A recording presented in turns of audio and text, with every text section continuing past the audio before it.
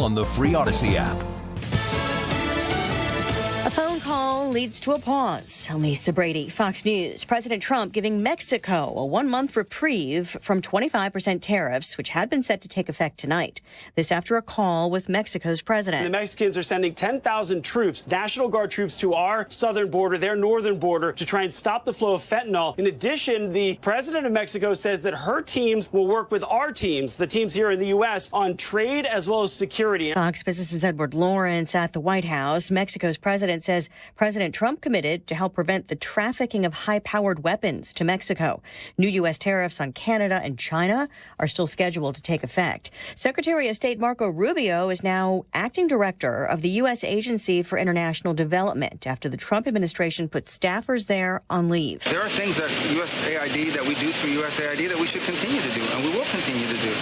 But everything they do has to be in alignment with the national interest and the foreign policy of the United States. The president has questioned that agency's spending. New Orleans will host the Super Bowl this weekend, just over a month after the deadly New Year's truck ramming attack near the Superdome. We're all committed to ensuring that we have a beautiful and an exciting Super Bowl week here in the city of New Orleans. We know that we're built to host. We know that we're second to none. Mayor LaToya Cantrell at a security briefing with Louisiana's governor and Homeland Security Secretary Kristi Noem, who says part of the focus has been hardening targets by boosting communication between local, state, and federal agencies. Transportation Secretary Sean Duffy in Philadelphia, where a briefing is expected soon on the fiery Friday night crash of a Learjet being used for a medical flight. 7 people were killed, including one on the ground, when that plane crashed into a neighborhood with homes and businesses. America is listening to Fox News. Want to play a game with me and Dad? Mommy's not feeling good. You need to vaporize that cold. Vaporize? Yeah, with Dayquil VapoCool. It's Dayquil plus a rush of Vicks vapors. Whoa. Come on, honey. Let's let Mommy rest. You guys are amazing. And so is Dayquil VapoCool. Dayquil VapoCool, the vaporizing daytime coughing, aching, fever, power through your day medicine. And to vaporize sore throat pain, try Vicks VapoCool drops. Use as directed. Keep out of reach of children. Hey, can you blow up some balloons for Jack's party? I can't. I'm so congested. You need Sinex Saline from Vicks. Sinex Saline nasal spray? Yeah, just Sinex. Breathe.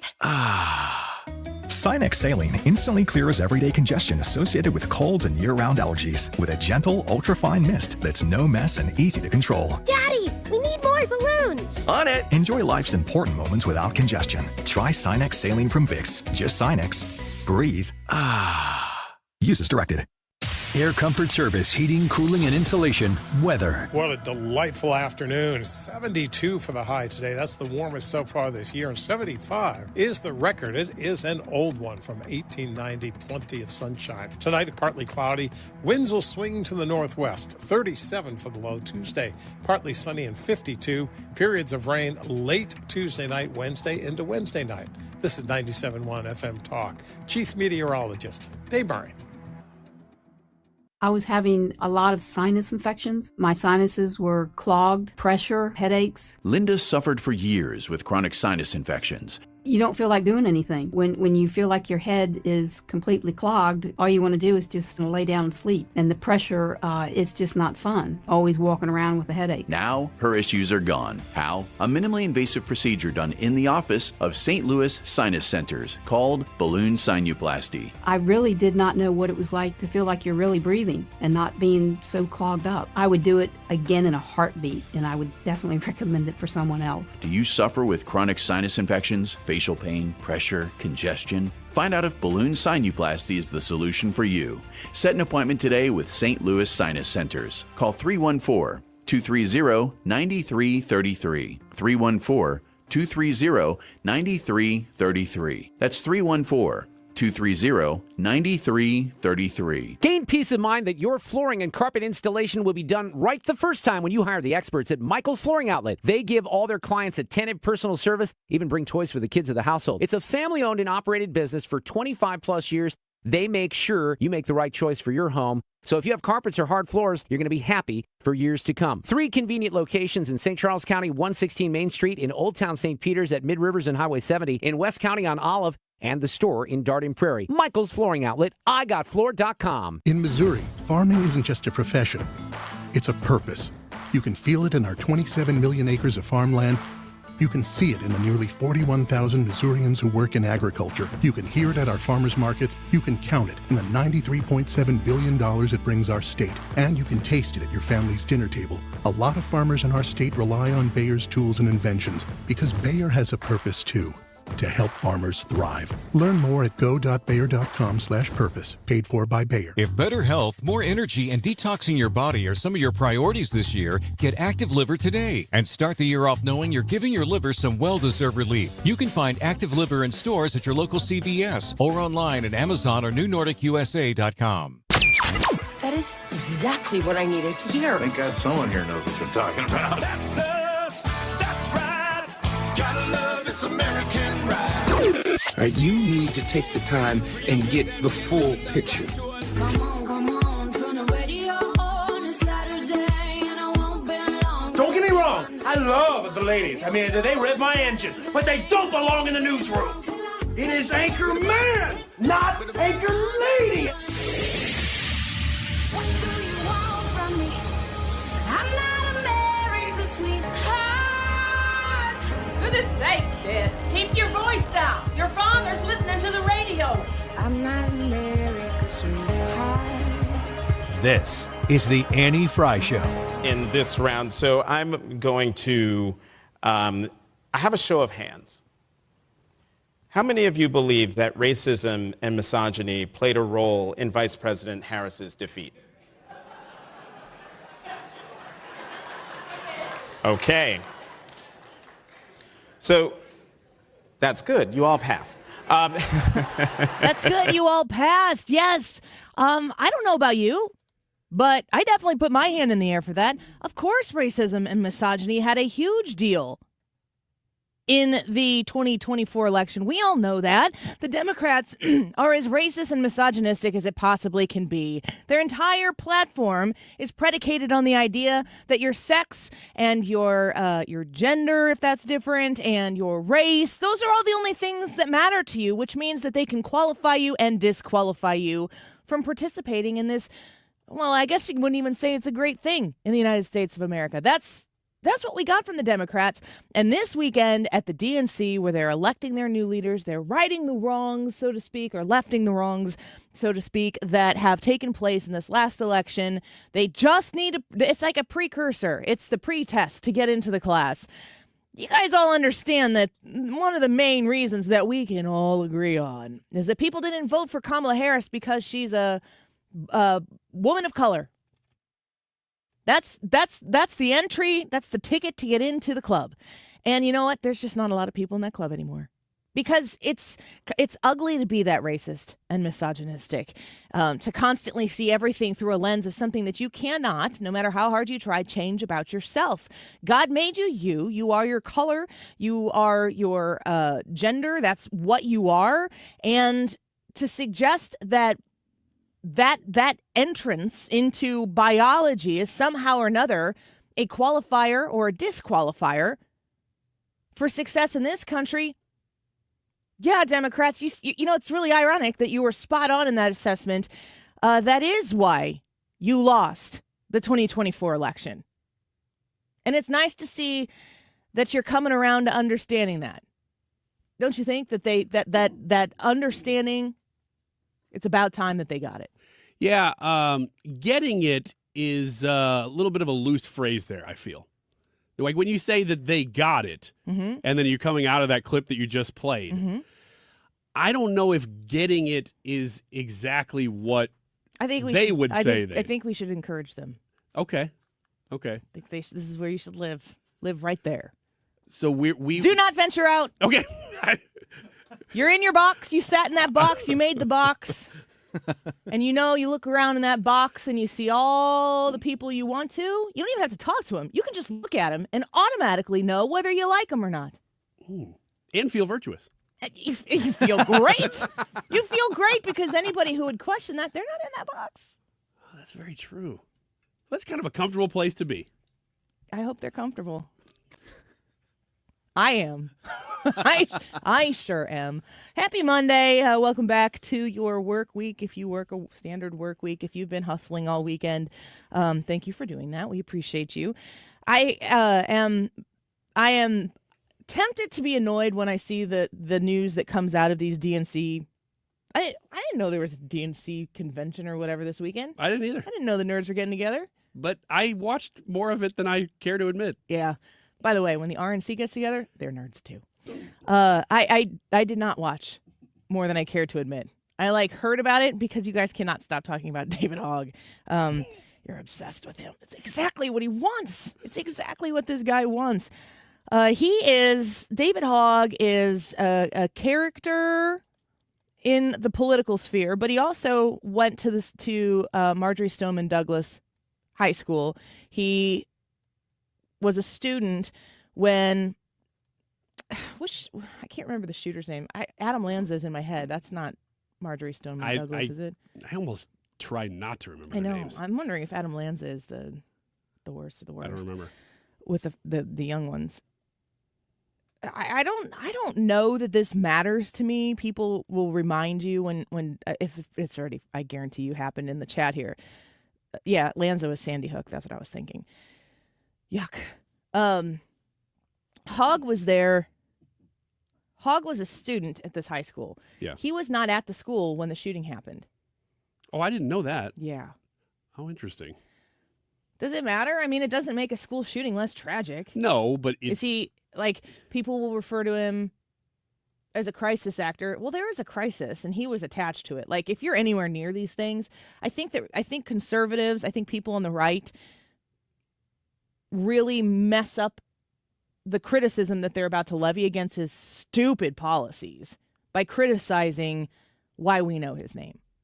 There was a crisis in his school, whether he was there or not. He knew people who were attached to it. I would not wish that on my worst enemy, to have to go through something like that. So not on this show, you're not going to hear me coming in and talking about how David Hogg doesn't have the street cred to talk about the things that he talks about. I don't think he has the intellect, but that was before and after the tragedy. So he's bobbed and weaved his way through the political world. You remember when he started a pillow company? Mm-hmm. He's like, I'm going to show that guy, the My Pillow guy. And people were like, we don't want your pillows. We're not buying your pillows. I don't think he sold any pillows. That's a good point, because I do remember the story. I don't remember ever meeting anybody who had a pillow. No, nobody has those pillows. Plus, I mean, if you're gonna really stick it to the man and show the other side what to do, considering the circumstances, I wouldn't fight with capitalism. I would do something else. I don't think that the free marketplace is where people aren't just gonna buy pillows because they love your leftist policies. I hate these capitalists. I'll show you. I'll start a bigger, better company that does it better. Yeah. Yeah. I okay. Don't know if you thought that one through, but it failed.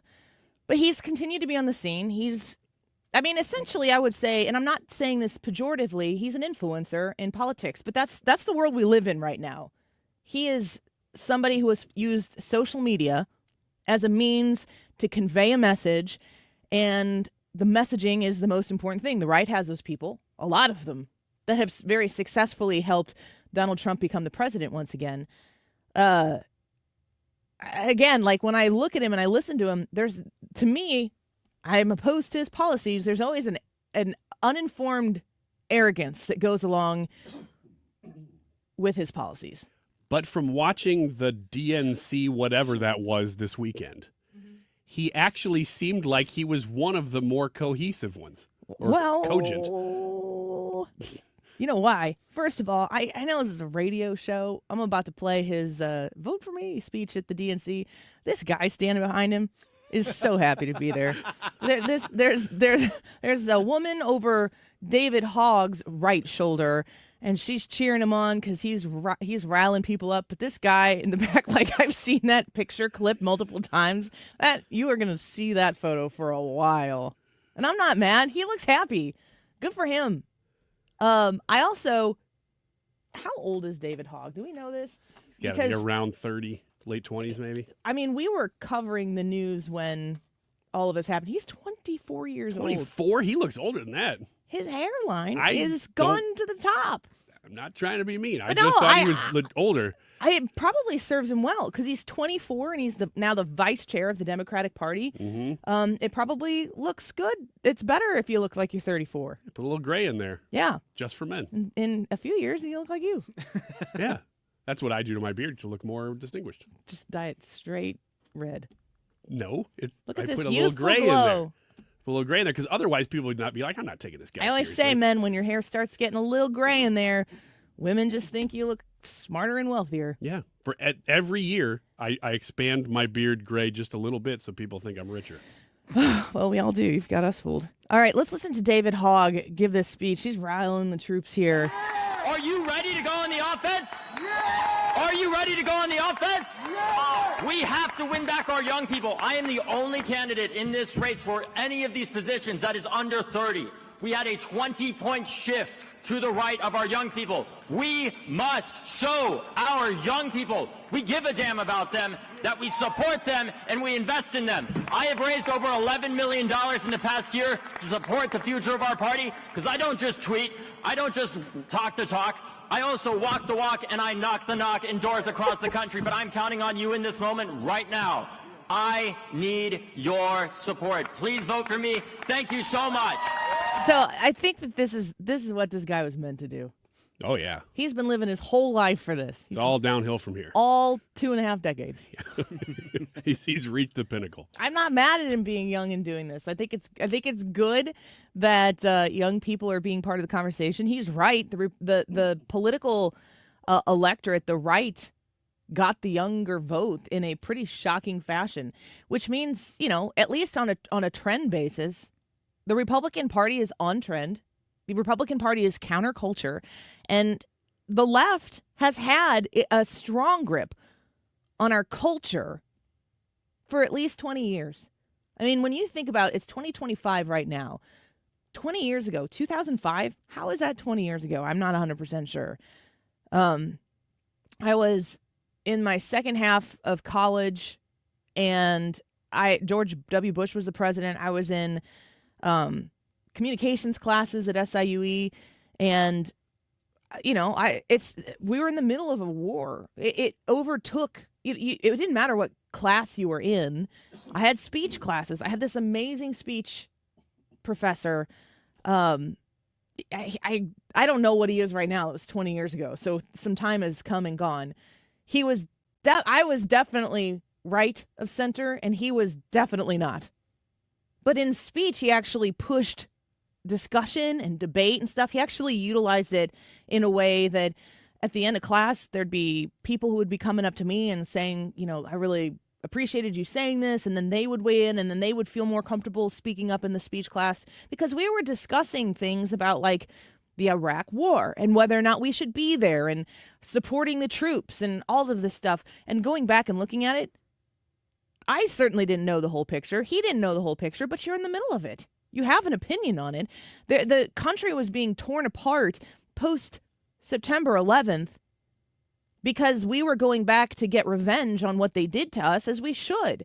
But did we go to the right place? And that was, it's hard to, in the thick of it, be like, are we in the right place to get the revenge that we deserve? And what was it, 2012, when Osama bin Laden was killed in Pakistan? I think it was 2012. I don't remember the year. I remember it was under Obama. I'm pretty sure it was 2012. But this country has been pulled apart. And ever since the Iraq war, like September 11th happens in 2001, we are pro-America as probably, and I almost say this, I think hopefully. I don't know if I ever want to come together as much as we did then, because the great tragedy that precluded the United States, the people of the United States coming together in that regard. I don't want to live another tragedy like that. But leaving September 11th, going into war, having it be led by a Republican in the Oval Office, the country pulled so far away from it. Barack Obama comes on the scene and promises us things like, the best things in the world, like hope. And you're looking for, okay, I'll take some of that because this war seems hopeless at that point.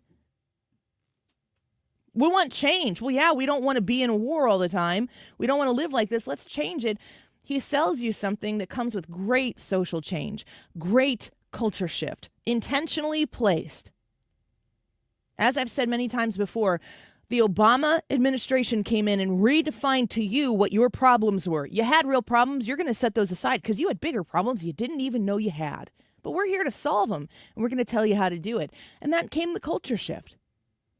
The culture is shifting back, and young people in 2024 were proof positive that that's the case. I don't know what the Democrats have up their sleeve. It's got to be tucked pretty far up there because it's not like it's peeking out anywhere. Is it David Hogg? Is he the future? He's kind of easy to poke fun at, but I don't think that Republicans should be too haughty for too long in the wake of Donald Trump's second term, because we are going to have to go through this whole process again in 2028 with a new candidate. And Donald Trump's record, he's going to have to stick to it. He's going to have to follow through with it. His record is going to be what speaks to the Republican Party. It's going to define the Republican Party for a generation. A lot of young people watching right now to see if the idea of making America great again, if America first, is really for them, because they gave it a chance in 2024, but they're gonna want receipts come 2028. Quick break. When we come back, Kayleigh McEnany on the Annie Fry Show. You got to check out the interview she did with the protesters, those individuals, elderly people who were arrested for peacefully protesting abortion. Did you see the protests this weekend? Wonder how long those people are spending in jail. Kayleigh McEnany on the Annie Fry Show next. You're listening to the Annie Fry Show.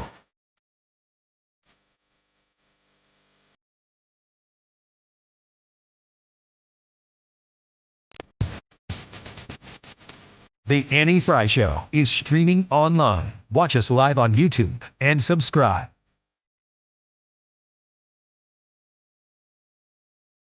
The Dittamore Group, you can find them online at thedittamore.com, 2 T's, 1 O, and Dittamore.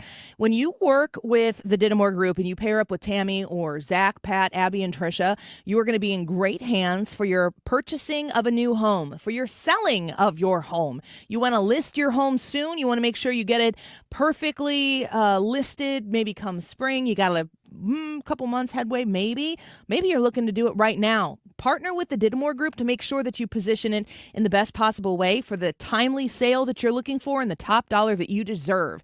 They will guide you through that process, and then you will become part of the clientele of the #1 team in the #1 office in the Metro East.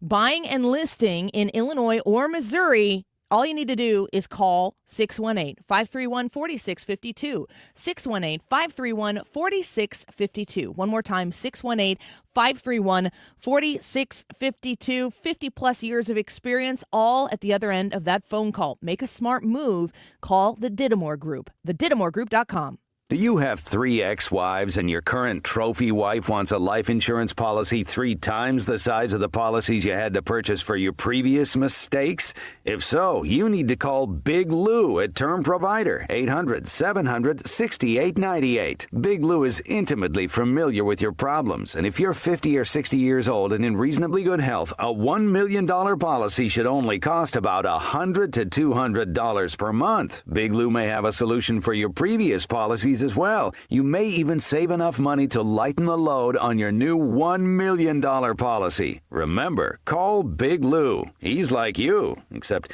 he's only on number 2. Call Term Provider at 800-700-6898. That's 800-700-6898. For $1 million in term life insurance that you can live with. Call Big Lou at 800-700-6898. 800-700-6898. You're listening to the Annie Fry Show live from the Air Comfort Service Heating, Cooling, and Insulation Studio. If you have a furnace that needs service, a heat pump that needs repairs, or a boiler that needs to be replaced, contact Air Comfort Service. They offer 24/7 emergency heating service too. aircomfortservice.com.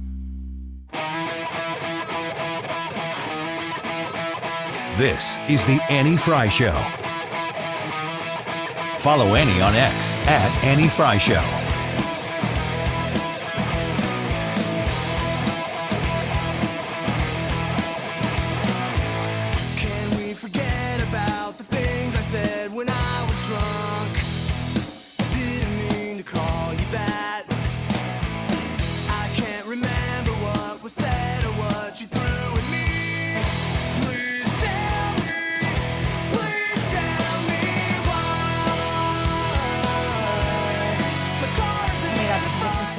to be quite honest, I was shocked when I walked in and we had a conversation off camera about no toilet paper, some of the other supplies that were available. Could you share with me the condition of the prison? Yeah, where I was in Bravo unit, it was actually a unit that had been condemned, and not all of our showers worked. There was backups in the plumbing with sewage coming out.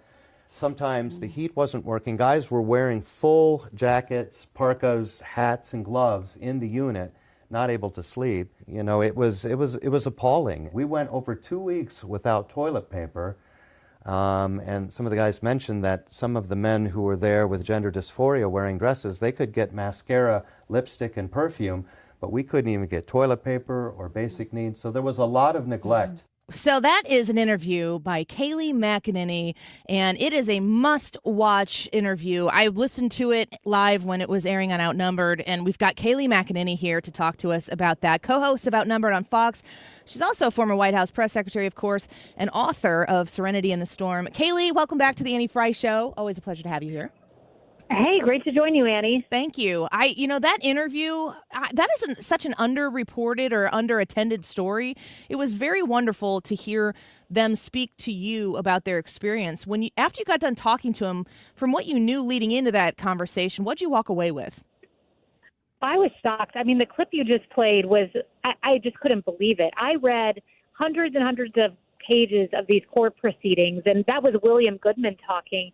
And in it, the judge says to him, look, there's no accusation of violence against you specifically by the government. And you just think this individual, William Goodman, who is advocating for life, he specifically was not accused of violence. He goes into prison. He's sentenced to a 4-year sentence, doesn't get toilet paper for 2 weeks, but the inmates with gender dysphoria get lipstick, get hairspray. I mean, it's shocking. And we asked for a statement from the Bureau of Prisons, and they said, well, we don't comment on anecdotal allegations, but everyone gets their basic needs, and it was just kind of a boilerplate statement. This is stunning. These are people who are peaceful at heart, who love the Lord, who are, in practice living their faith by protecting the unborn, and they get sent to prison. I mean, this is what Biden did, and we cannot forget this, and we must expose these stories and just not let the past become bygone. Kayleigh McEnany speaking with us right now. I think that your last comment there, this is what Biden did.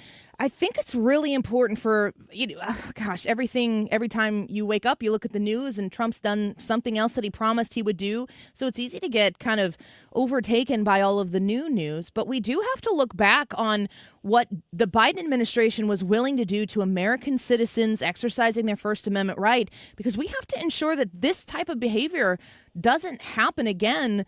Do you think that attention to detail is going to be there in reporting and what the administration is going to do to ensure that if you want to protest, in your pro-life beliefs, and then we compare to what we saw this weekend in California, I mean, good grief, these are not being treated the same.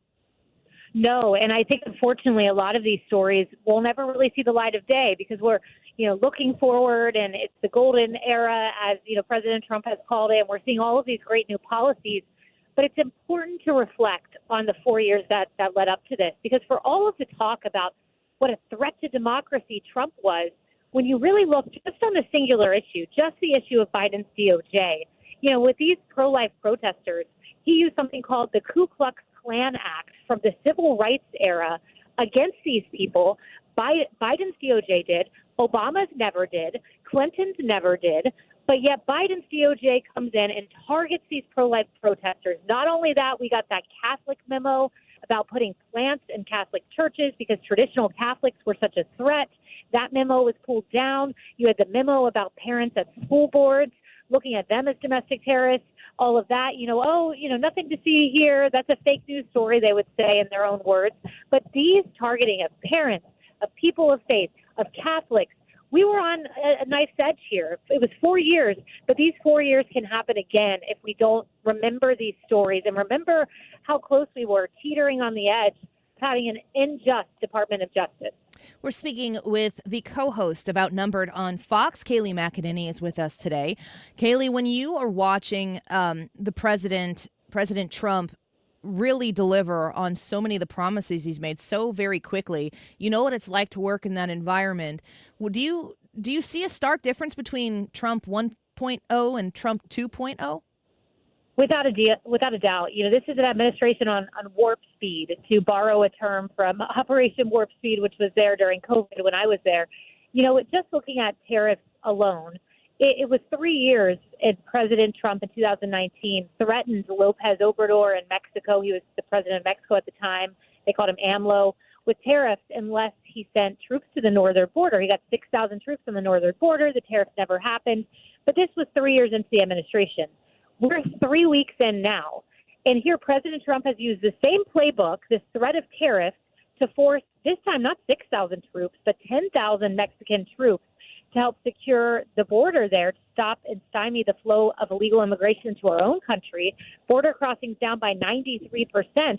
They are on warp speed. It's hard to keep up when you're covering it in journalism. And let's hope this continues. Yeah, I agree with that completely. We were speaking with Kayleigh McEnany here. Tariffs is kind of the story of the day. It's the story of the weekend. A lot of people, I was listening to Outnumber today. Marie Harf was very adamant about, she's a Democrat and all of a sudden very worried about costs going up for the American people now that it's a Republican who, in her mind, is perceptually doing this. Do you believe that Donald Trump loves tariffs just to have tariffs? Is he using it more as a negotiating tool? What is your perspective on Donald Trump's he's very interested in tariffs. He's been talking about them on the campaign, so this shouldn't come as a surprise. No, and all the way back to the 90s. He's been talking about this. Having been around him and knowing him pretty well, I know he always has one focus, and it's not the tariffs. They're not an end in themselves. His focus is the American worker, bringing jobs here, rectifying trade imbalances to better the American people. That is his focus. And so tariffs are a tool in the toolkit that he uses to achieve that greater end. And I think what we saw come out of Mexico today is an example of that. It was a bargaining tool. It was the opening salvo to a heavy-handed negotiation. I think that's what you'll see here. No one wants anyone to suffer, but President Trump wants these countries to know that he's serious about this. And when you look at the disparity between what we get out of Mexico and Canada and what they get from us, we have the leverage here.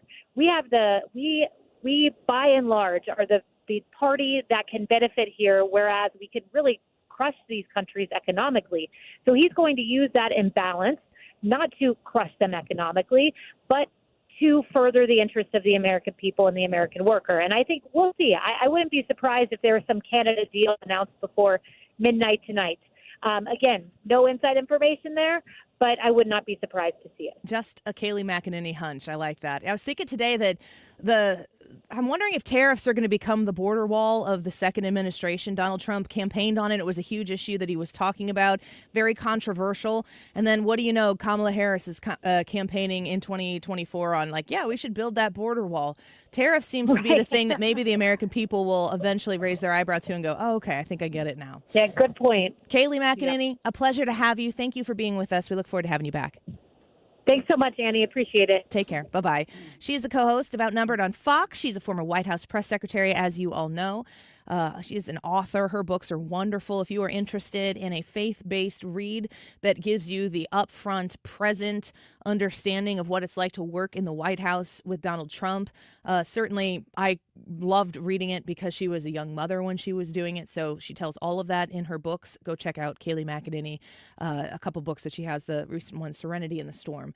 So Donald Trump's sitting at his desk again. You know what that means. We're signing executive orders. Let's listen in here, Brad, and see what Donald Trump has put pen to paper on today. Today we have numerous fronts are being covered. Before we do that, will give me certain proclamations. We'll sign them, and you'll hear a little bit about them. Will, please? Yes, sir. First, we have for your signature 5 official designations of special envoys. The first is Mr. Steve Witkoff, who's actually in the room to be your Middle East envoy.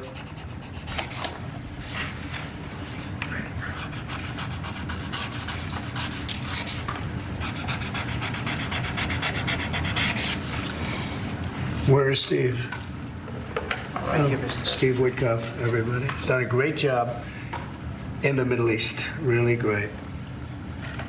But we'll see how it all turns out. It's complex, but I think he's going to do very well.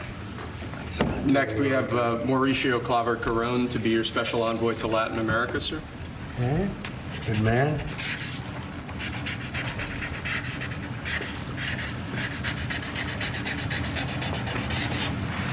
Okay. Thank you, sir. Next, we have retired General Keith Kellogg to be your special envoy on Russian-Ukraine issues. We've made a lot of progress on Russia, Ukraine. We'll see what happens, but a lot of progress has been made. We've got to stop that ridiculous war.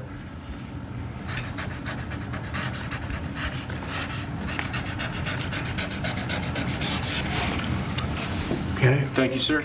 Next, we have designation of Rick Grinnell, to be your envoy for special missions. I sent him to California to turn on the water. We turned it on. It was not easy because we had to go through a lot of environmentalists that are causing a lot of problems, and we have billions of gallons of water. It was on 3 days ago. You probably saw. It should have gotten a lot of press, but it didn't get much. All we're doing is giving Los Angeles and the entire state of California virtually unlimited water, which they could have done 5 years ago, which I told them they should do, but the environmentalists stopped them. And we opened it, and we did it regardless of the state. And now the state seems to be very happy. I spoke with Gavin Newsom, and he's very happy. I almost called him by the other name, my little nickname for him. But I think they're all happy. They have a lot of water in California. Too bad we didn't have it about 2 months ago, right? Mr. President. That was, by the way, that was a big move. We have, I don't know if you saw the pictures that were released of the water pouring down from the Pacific Northwest and Canada and lots of other places. And it's a pretty amazing sight. Mr. President, Rick Grinnell had a big Friday trip as well. He had a very big Friday trip. You're right. We'll talk about that. He's a good man, Rick. Lastly, sir, we have a designation of Mark Burnett as your special envoy to the United Kingdom. You know who Mark Burnett is? I figure he should be good. He certainly done a great job. A friend of mine and very talented guy. We have very talented people working for us. I'll hold that one up because Mark gets so much television. We'll hold it up, right? He'll be thrilled to see it. He's going to do a good job. Thank you, sir. Next, your administration has smashed records for appointing large numbers of highly qualified, capable people at all levels of the federal government. These are 28 sub-cabinet level officials being appointed to a number of different departments and agencies. Some of them are quite important positions like departmental general counsels, but these are people who have been pre-vetted and have received your approval previously. Very good.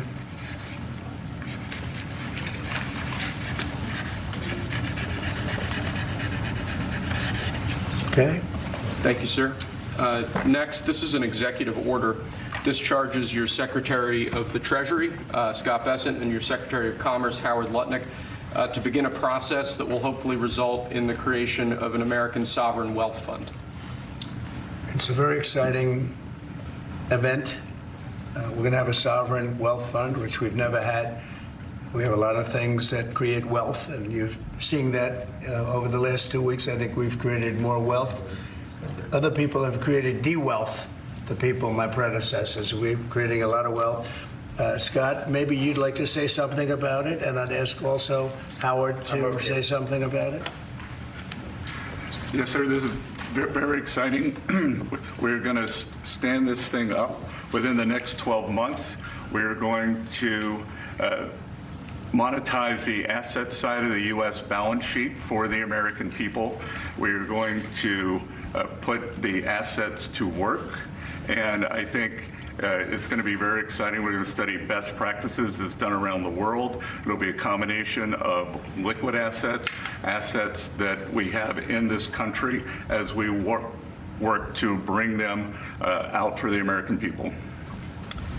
The extraordinary size and scale of the U.S. government and the business it does with companies should create value for American citizens.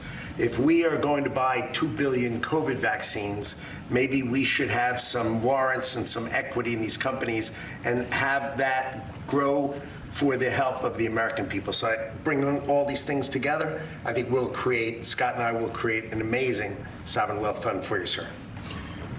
So other countries have sovereign wealth funds, and they're much smaller countries, and they're not the United States. We have tremendous potential in this country, tremendous. You're seeing that, what's happened just in a short period of time. And as an example, TikTok, we're going to be doing something perhaps with TikTok, and perhaps not. If we make the right deal, we'll do it, otherwise we won't. But I have the right to do that, and we might put that in the sovereign wealth fund, whatever we make, or if we do a partnership with very wealthy people, a lot of options, but we could put that as an example in the fund, and we have a lot of other things that we could put in the fund. And I think in a short period of time, we'd have one of the biggest funds, and some of them are pretty large, I must tell you. Some of like the Saudi Arabia fund is on the large side, but eventually we'll catch it.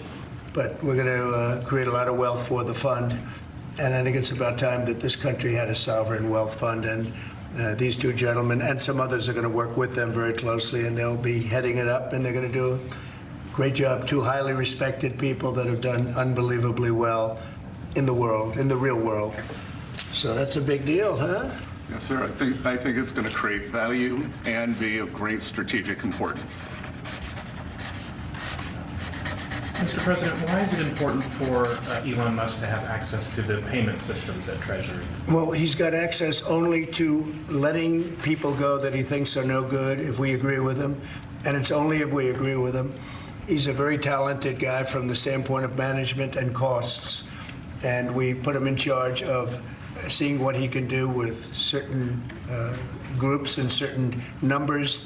Some of the numbers are horrible, what he's found. Think of it, $100 million on condoms to Hamas, and many other things that are frankly even more ridiculous. And they're finding tremendous waste, really waste more than anything else, I think you could say. Probably fraud and abuse can be added to it, the more standard waste, fraud and abuse. But they're finding tremendous amounts of really bad things, bad spending. You've been writing about some of it, frankly, and some of the things that they've been doing is just terrible. Elon can't do and won't do anything without our approval, and we'll give him the approval where appropriate. Where not appropriate, we won't. But he reports in, and it's something that he feels very strongly about, and I'm impressed because he's running, obviously, a big company. It has nothing to do if there's a conflict that we won't let him get near it. But he does have a good natural instinct. He's got a team of very talented people. We're trying to shrink government, and he can probably shrink it as well as anybody else, if not better. Where we think there's a conflict or there's a problem, we won't let him go near it. But he has some very good ideas, and we have a lot of very other talented people also. We're bringing in the most talented people in the world. By the way, we just unrelated, but we have two of the most talented people in the world, the legendary Rupert Murdoch and Larry Ellison. So they are two legends in business, publishing, and probably every other. Rupert is Larry pretty much in a class by himself, right? I mean, although you may have a couple of bucks more, I don't know, but Rupert is in a class by himself. He's an amazing guy, and Larry is Larry. Larry is one of the most serious players anywhere in the world. So it's an honor to have you. This has nothing to do with you people, but they're here, and I thought it would be appropriate. I'm sure you didn't recognize them.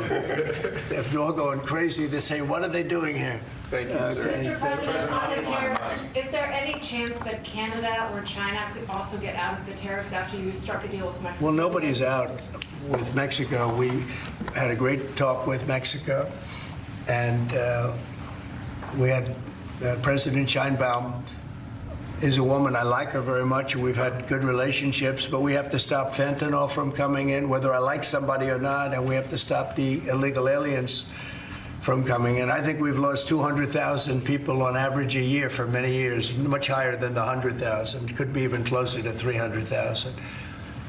And they've agreed to put in 10,000 soldiers permanently like forever, 10,000 soldiers at their side of the border and stop fentanyl and illegal aliens from coming into our country. They have a big incentive to do. Other than that, we've agreed to talk and consider various other things. We haven't agreed on tariffs yet, and maybe we will, maybe we won't. But we have a very good relationship. I also spoke with Prime Minister Trudeau of Canada, and we had a good talk in the morning, but I did ask him a couple of questions, like, you know, banks aren't allowed to do business in Canada. Canada is very tough. Canada is very, you know, we're not treated well by Canada, and we have to be treated well. Banks are not, as an example, allowed. Did you know that banks, American banks, are not allowed to do business in Canada? Can you believe that? And that's one of many things, and we talked about it, and I think we'll win most of the subjects. But for some reason, a lot of things have been very unfair with Canada. I noticed that in the first term. You deal with people, and after a while you begin to realize, like you learn that Larry Ellison's very tough to do business with, okay? He's a very tough guy. I mean, I'm sure you're shocked to hear that. But Canada is very tough. They're very, very tough to do business with. And we can't let them take advantage of the U.S. They don't take our agricultural product for the most part. They don't take our cars. They make cars, but they basically don't take our cars. And, you know, we don't need, and look, I think we're going to have another good conversation today. We're actually speaking at 3 o'clock again. But we don't need them to make our cars. We don't need them to give us lumber. We don't need them for agricultural products because we have all the agriculture we need. They don't take our agricultural product for the most part, our milk, dairy, etc. A little bit they do, but not much. We take theirs. And as far as cars are concerned, they took in a big percentage, almost 19% of the market. And, you know, I wouldn't mind making our cars in the United States, so we have a problem there. I'd like to make our cars in the U.S. We don't need Canada to make our cars. With that being said, we're going to have another call at 3 o'clock. We had a call this morning. It was a pretty good call, I'd say.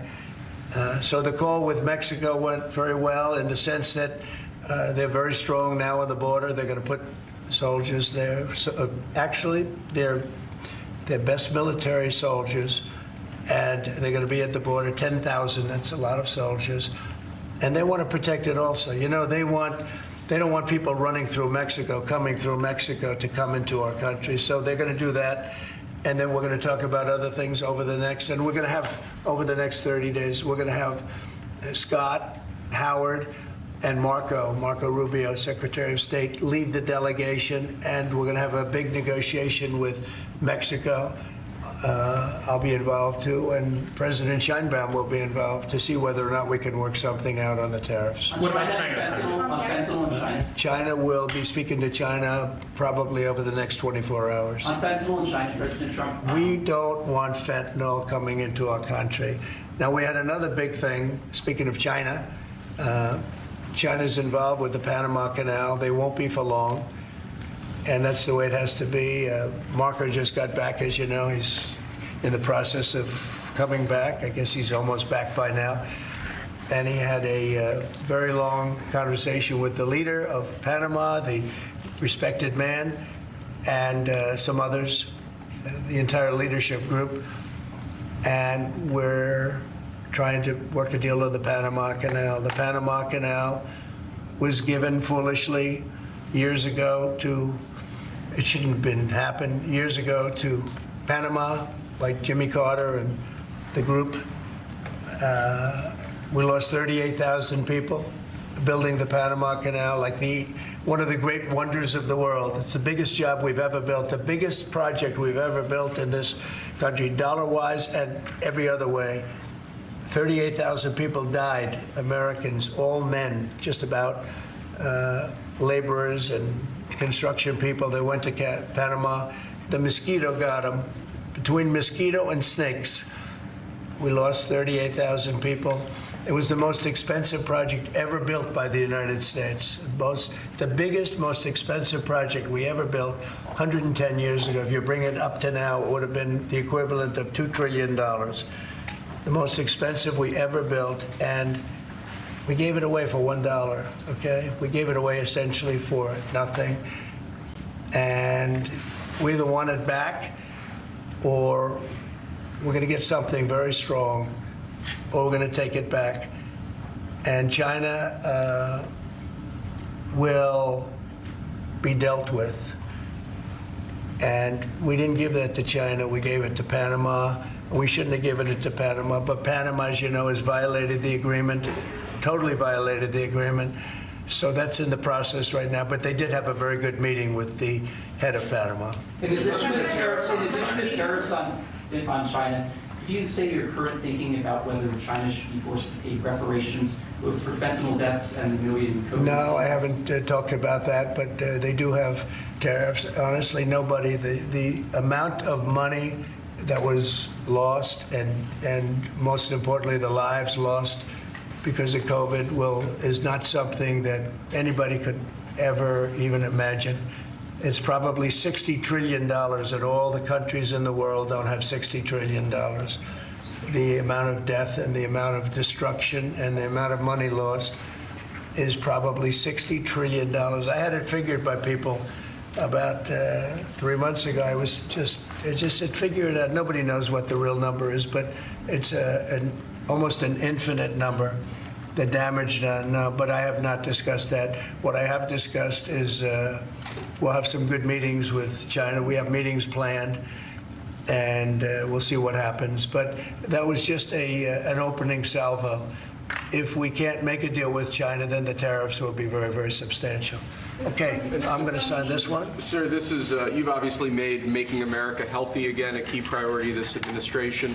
A key component of that is obviously heart health. This is a ceremonial proclamation declaring the month of February to be National Heart Month. Okay.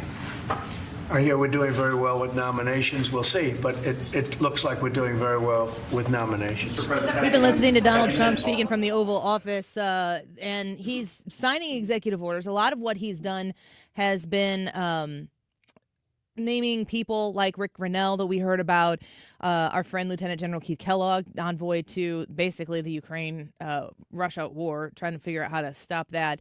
So a lot of it was formalities. But anytime he's sitting there and he's at his desk and he's got the press in front of him, you start hearing a lot of these questions that are being asked of him, and he's prepared with the answers right away. Have you forgotten Joe Biden? I mean, I have to remind myself that was less than a month ago. It's such night and day.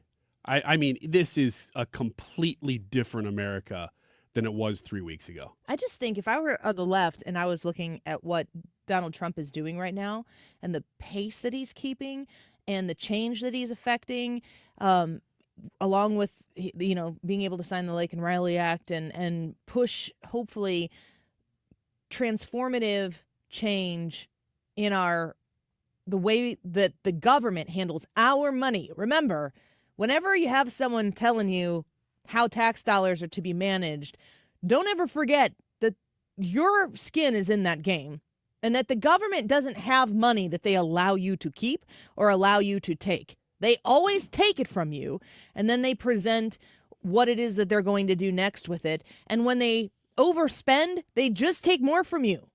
That's how the system has always worked, and nobody has gone into Washington, D.C. in my lifetime, in my 40 years, and said, I think we should be better stewards of the taxpayer's dollar.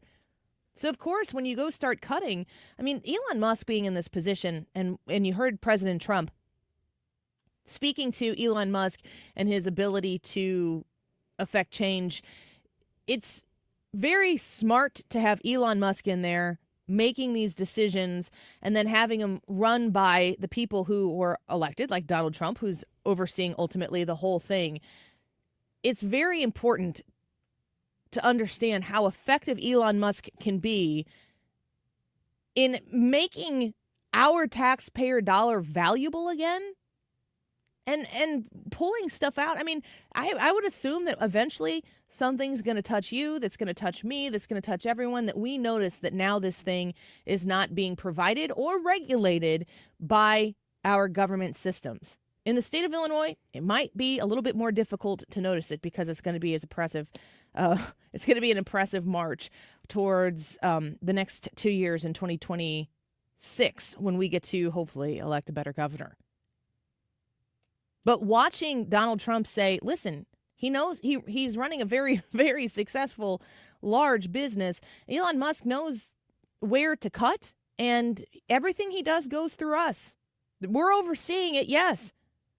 How many people have been appointed to do various things in administrations before? People just are freaking out because Elon Musk is doing it and he's actually cutting taxpayer dollars. Remember, the money that we're spending, we don't have.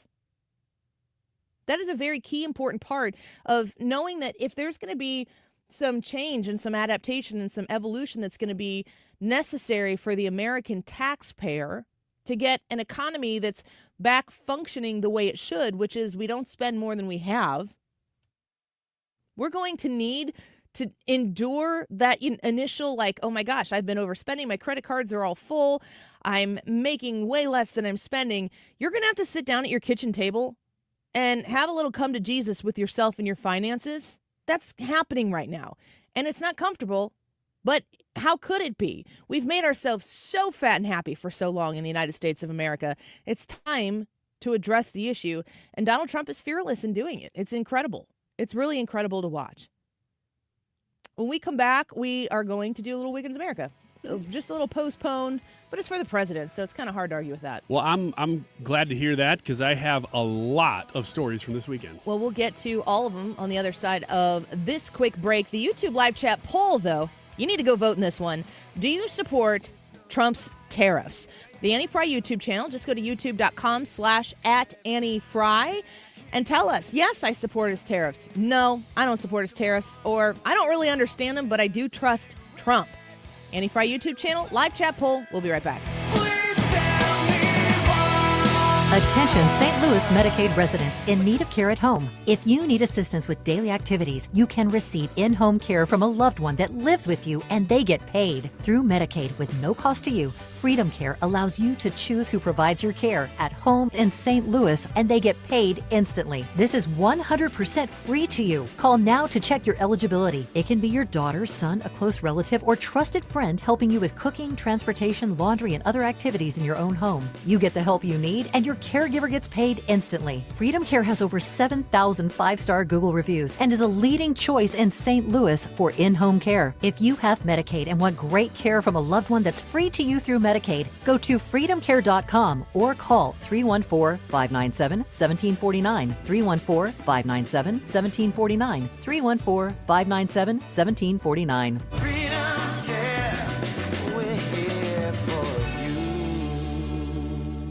Let me be the first to encourage you to check out STS Armory in Pontoon Beach, a brand new facility that you definitely want to check out. If you haven't been for a while, go learn their new address, easy to find online, and go see what is in store for you. Literally, what's in the store for you at STS Armory. The accessories that you need, the things that you're going to want to have on hand to prepare for an emergency, small or large, but also the firearms that you've been shopping for. The knowledge that you get when you shop at STS Armory, when you talk to Katie or Jesse, the owners of STS Armory, the rest of the staff that they have there, these people get it.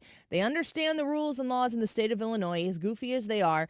You want to be in a place where they're going to know your name when you walk in the door. They're going to be able to guide you through your purchase, or you walk in the door and you know exactly what you want. They're going to get that as taken care of as fast as they can for you and walk you through the process the entire way. You can find them at 618-931-GUNS or online at sts-armory.com. Taxes was not knowing your full financial picture. Now Taxes is getting and maximizing your refund all in one place. Credit Karma, where a TurboTax expert can do your taxes for you. They'll get you the most money back, guaranteed. Then you can do more with all that money, all in Credit Karma. Now this is Taxes. Intuit Credit Karma with TurboTax. Get started today. See guarantee details at turbotax.com/guarantees. Experts only available with TurboTax Live. Setting goals for your retirement is one thing, but knowing how to achieve those goals is another. What are your wishes, hopes, and dreams? What's retirement look like for you? Because everybody, that picture is different. For tips on building a better nest egg, listen to the All Financial Hour with Steve All, Saturday mornings at 6, here on 97.1 FM Talk. You can also visit yourmoneymattersstl.com for more details. KFTK FM Florissant from the Kaufman Townsley St. Louis's Injury Lawyers Studio. Call 314-500-5000. That's 314-500-5000. All on the free Odyssey app. They'll keep talking. Lisa Brady, Fox News. President Trump says U.S. and Mexican officials will have more negotiations after he paused tariffs on Mexican goods that had been set to begin tonight. The change coming after a call with Mexico's President Claudia Sheinbaum. I like her very much. We've had good relationships, but we have to stop fentanyl from coming in, whether I like somebody or not, and we have to stop the illegal aliens from coming in. Sheinbaum agreeing to send 10,000 of her National Guard members to Mexico's northern border, and she says the U.S. will help to prevent weapons trafficking into Mexico. The president says he'll also speak with Canada's prime minister for a second time today, but so far, U.S. tariffs on Canada and China are still expected.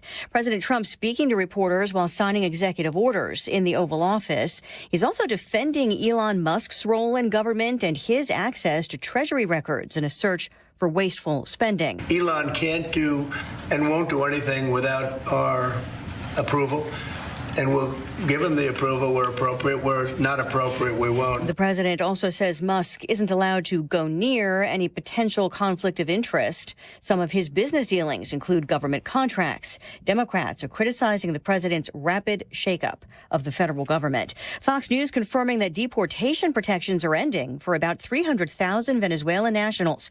The Trump administration stopping their temporary protected status. The Biden administration granted TPS in 2023, protecting nationals from Venezuela from deportation and allowing work permits. TPS is a program for individuals fleeing countries considered unsafe to return.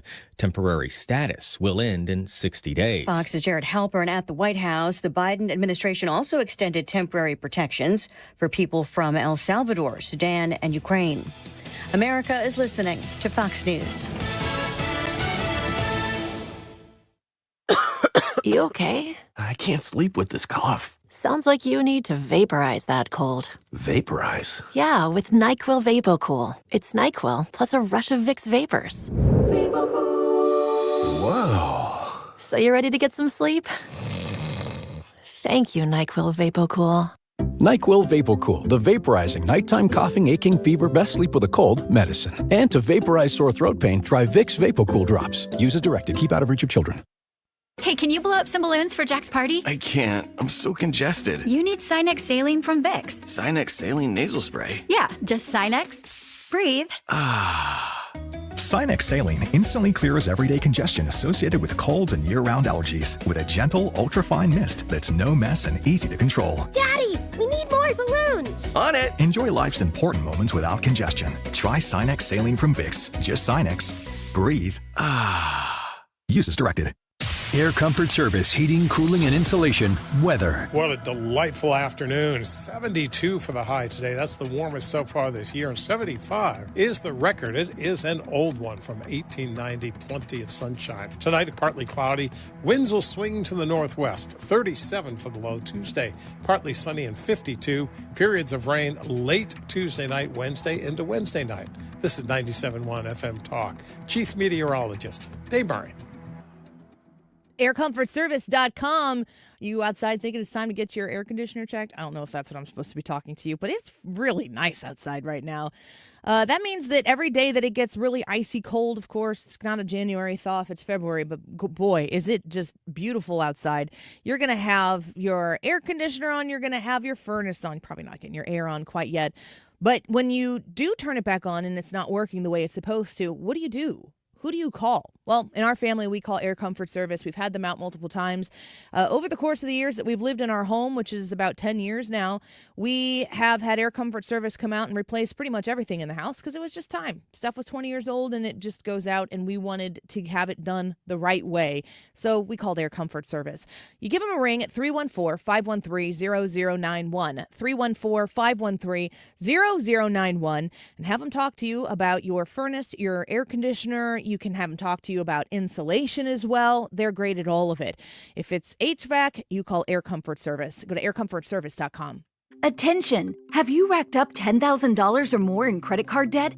Are you barely getting by making minimum payments? With credit card debt reaching all-time highs, National Debt Relief is notifying consumers about significant debt relief options currently being made available to help those with overwhelming credit card debt. These options may reduce a large portion of credit card debt for those who qualify. You don't need to declare bankruptcy or take out a consolidation loan, and you may only have to pay back a fraction of what you owe, even if you have bad credit. National Debt Relief has already reduced the credit card debt for more than 550,000 consumers, so don't wait. If you owe $10,000, $20,000, or even $100,000 in credit card debt, you can now take advantage of this financial debt relief as the cost of living continues to skyrocket. To check what debt reduction you may qualify for, call 800-859-5500. 800-859-5500. Again, that's 800-859-5500. Mark Cox here. If you're nearing retirement or already retired, call my friends Thomas Helbig and Bob Kershaw with the Retirement Advisory Group. They'll show you how to link to the market without the risk. They're the official financial advisors of my show. Go online to retirementkey.com. When we started Neovitin back in 2009, we wanted to create a multivitamin that we would take ourselves. That's why we use quality ingredients in our Neovitin Original Formula multivitamin. With over 20 vitamins and minerals, along with our physician-formulated proprietary blend, you can be sure you are getting the highest quality daily nutritional support. Give Neovitin Original Formula multivitamin a try for yourself. Find it at your local Schnucks, Dierbergs, and online at neovitin.com. We know you've got an interesting take on things. You can tell us by clicking the microphone button next to Listen Live when you're on the Odyssey app. Record a short message for us to hear when you tune into 97.1 on the Odyssey app. That is exactly what I needed to hear. Thank God someone here knows what they're talking about. That's us. That's right. Gotta love this American ride. All right, you need to take the time and get the full picture. Come on, turn the radio on. It's Saturday and I won't be long. Don't get me wrong, I love the ladies. I mean, they rev my engine, but they don't belong in the newsroom. It is Anchor Man, not Anchor Lady. What do you want from me? I'm not America's sweetheart. Goodness sake, kid. Keep your voice down. Your father's listening to the radio. I'm not America's sweetheart. This is the Annie Fry Show. Just in the last few minutes, Harris, we found out how much it costs to get rid of a 25% tariff for a month. The cost is 10,000 Mexican troops, and President Trump himself just went live confirming this. He's saying, I just spoke with President Claudia Sheinbaum of Mexico. It was a very friendly conversation wherein she agreed to immediately supply 10,000 Mexican soldiers on the border separating Mexico and the United States. These soldiers will be specifically designated to stop the flow of fentanyl and illegal migrants into our country. We further agreed to immediately pause the anticipated tariff for 1 month, during which we will have negotiations headed by Secretary of State Marco Rubio, Treasury Secretary Scott Bessent, and Secretary of Commerce Howard Lutnick, and high-level representatives from Mexico. I look forward to participating in those negotiations with President Sheinbaum as we attempt to achieve a deal between our two countries. So there you have Peter Doocy reacting to the statement from Donald Trump, President Trump, on some negotiations that are taking place now between the United States and Mexico. We saw Trudeau. As far as we know, is that still game on? Let's keep our maple syrup. You keep your American commerce and that's economy. still, well, they're having talks today. Yeah. So we'll see what that means. Donald Trump says he's going to put tariffs on Mexico. Mexico says, can we have a minute? Just a minute. I was like, how about some troops? Okay. So there's negotiations. I think that the idea of tariffs is just a new way of life. Like what Kayleigh McEnany was saying earlier, the tariffs are not the end. The tariffs are a means to an end, and the end is a better deal for the United States. And what Donald Trump is betting on is that if the tariffs are the end, if that's as far as they get, that will be a better deal for the United States than whatever the status quo is. But if the tariffs get us to a place where we do have people pitching in the way that we would like them to pitch in some sort of equitable relationship, economically speaking, then Donald Trump is willing to have those uncomfortable conversations because he's not interested in being the BFF for every other country in the world while they take advantage of us. I don't know why I correlate everything like this to middle school children, but do you remember the people who like tried to be liked by everybody and they weren't necessarily not liked by anybody, but it's like when they're in the friend group, they're the one that gets made fun of, but for them getting made fun of in the friend group is better because you're in the friend group. Yeah. Than being made fun of and not being in the friend group. They just sort of want to get along. Yeah. They just want to be included. Yeah, It's all that matters is to be included. And then you see some other people who are willing, they're kind of maybe outliers or whatever, but they're not willing to go along with the crowd to do the things that the crowd is doing. And then they're outliers and maybe they're less popular. Some people really like them. Some people really can't stand them. Some people are obsessed with trying to make their lives miserable. And at the end of the day, you realize that those people stood on a principle and their entire decision-making process, it wasn't based on what everybody else thinks of them. It's the same thing. Yeah, and the thing that kind of sucks is that the kid, I know exactly that kid, the kid that just wants to be included, and there's nothing wrong. I mean, he just wants to be included. And unfortunately, that desire is above all, and it causes nobody to really respect him. You know what else? The group that they want to fit in, they're usually mean people. Because you wouldn't have to fight for it so much. Exactly. And it's hard to do when it's a popularity contest all the time. It's hard to stand up for something because the meanest one is always the leader. The one that's willing to throw their weight around is always the bully. And we see that from country to country to country. You see a few people who are like, the bully doesn't make fun of me, so we'll just kind of tag along here and keep our head down and not try to ruffle any feathers. There are not that many leaders in the world. There are a few leaders in the world. There are a lot of followers in the world. And I'm talking about countries here, but I'm also talking about in grade school and in high school and in your workplace and in your church community and in your very, very high profile youth sports teams. Mm-hmm. Like there's always some sort of hierarchy that exists out there and people are jockeying around instead of just like when you get to the other side of that, if you have a sense of maturity where you're like, I don't really need that. I like the relationships, but not at that cost. It's like morning time. It's like you wake up. And that's what it feels like the United States is doing right now. We're waking up. We don't need to kiss your butt. Like you don't need to go everywhere and make sure that you are liked by everybody when you're face to face. You don't need to do that because when you leave, they take advantage of you, and that's what these countries have been doing. Especially when you're holding all the cards. When somebody finally does it and you go, why haven't we been doing any of this? Maybe not even to the extreme that Donald Trump is doing it. He's having to correct everything that hasn't been done. But why hasn't anybody been doing this? Yeah. And that's the YouTube poll for today. Do you support Trump's tariffs?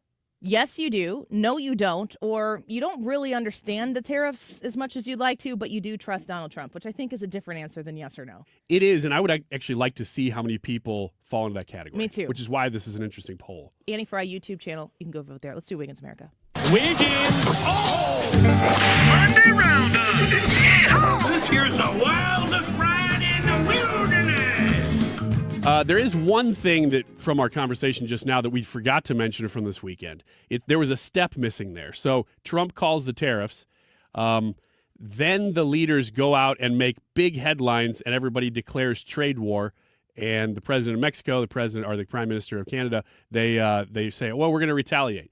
Then the step that we forgot to mention is the part where they're not in front of the cameras. And then they call Trump privately and they go, so what's really going on? And then gets called off on Monday morning. The other thing is Donald Trump doesn't care if people say publicly what they need to say publicly on the other side of it to save political face. He's not bothered by that. No. And people might think that he is very bothered by it. He wants the deal done. And if he can come back home and say that he was right, do whatever you got to do. Mexican president, I win. All right, now to the important stories. This is a follow-up story from something we've reported on in the past. The previous story was that a man spent a whopping $14,000 on a hyper-realistic, custom-made Border Collie dog costume. Do you remember talking about this a little bit? I do. Well, there's news. He has revealed he's opening up a zoo, but not just any zoo. It's a zoo where all the animals are people dressed up as animals. So, just letting you know. So it's a guy who spent $14,000 to look exactly like a Border Collie. And it really does look like a Border Collie. Is this a story that is known by people? Oh, yeah. We've reported on this. Ooh, I blocked it out. The first part. Now, the second part, the part where you can go to a zoo and see Border Collies. I'm in favor of this. This is a good idea. Yeah, if one were to want to like go to the zoo, or like where would that be, or maybe how you do much have would to you take have a to trip pay? overseas. You know, some people might call me a furry mind. correspondent. Right. And so we're going to send you to Tokyo, which is where this is. You can go to Tokyo because Okay. you're more familiar. Okay, I guess I'll go. Can I tag along? Yeah. Yes. To the furry convention? No, We're just reporters. Just to the zoo. I want to go to the zoo. Yeah. 4th of July. This is how you know when to go. Yes. That's when it's happening. Massive. AJ McCutcheon's gonna have a great series. Andrew McCutcheon, the wrong one. Whatever. I'm a furry correspondent, not an MLB correspondent. Yeah. Get it right, Ethan. And she's just reporting. Aren't you? Yeah, falsely. Don't you want them all to go in the same place? Just go to the zoo? Just go. Lock them up. Go. I didn't think about that part of it. Yeah, just be there. Live your life. High five. They're in Yeah. cages at night. If they want to. It's probably like those dogs on Bugs Bunny that clock out at the end of the day. I would rather them be at their own furry zoo than in the mall. Here's a question. Are the zookeepers animals? Dressed up like people? I was going to say something, but I can't make that funnier. That's just funny. I'm trying to The answer is yes. imagine that. The answer is yes, and there's only one way to find out. Ask them to bite you.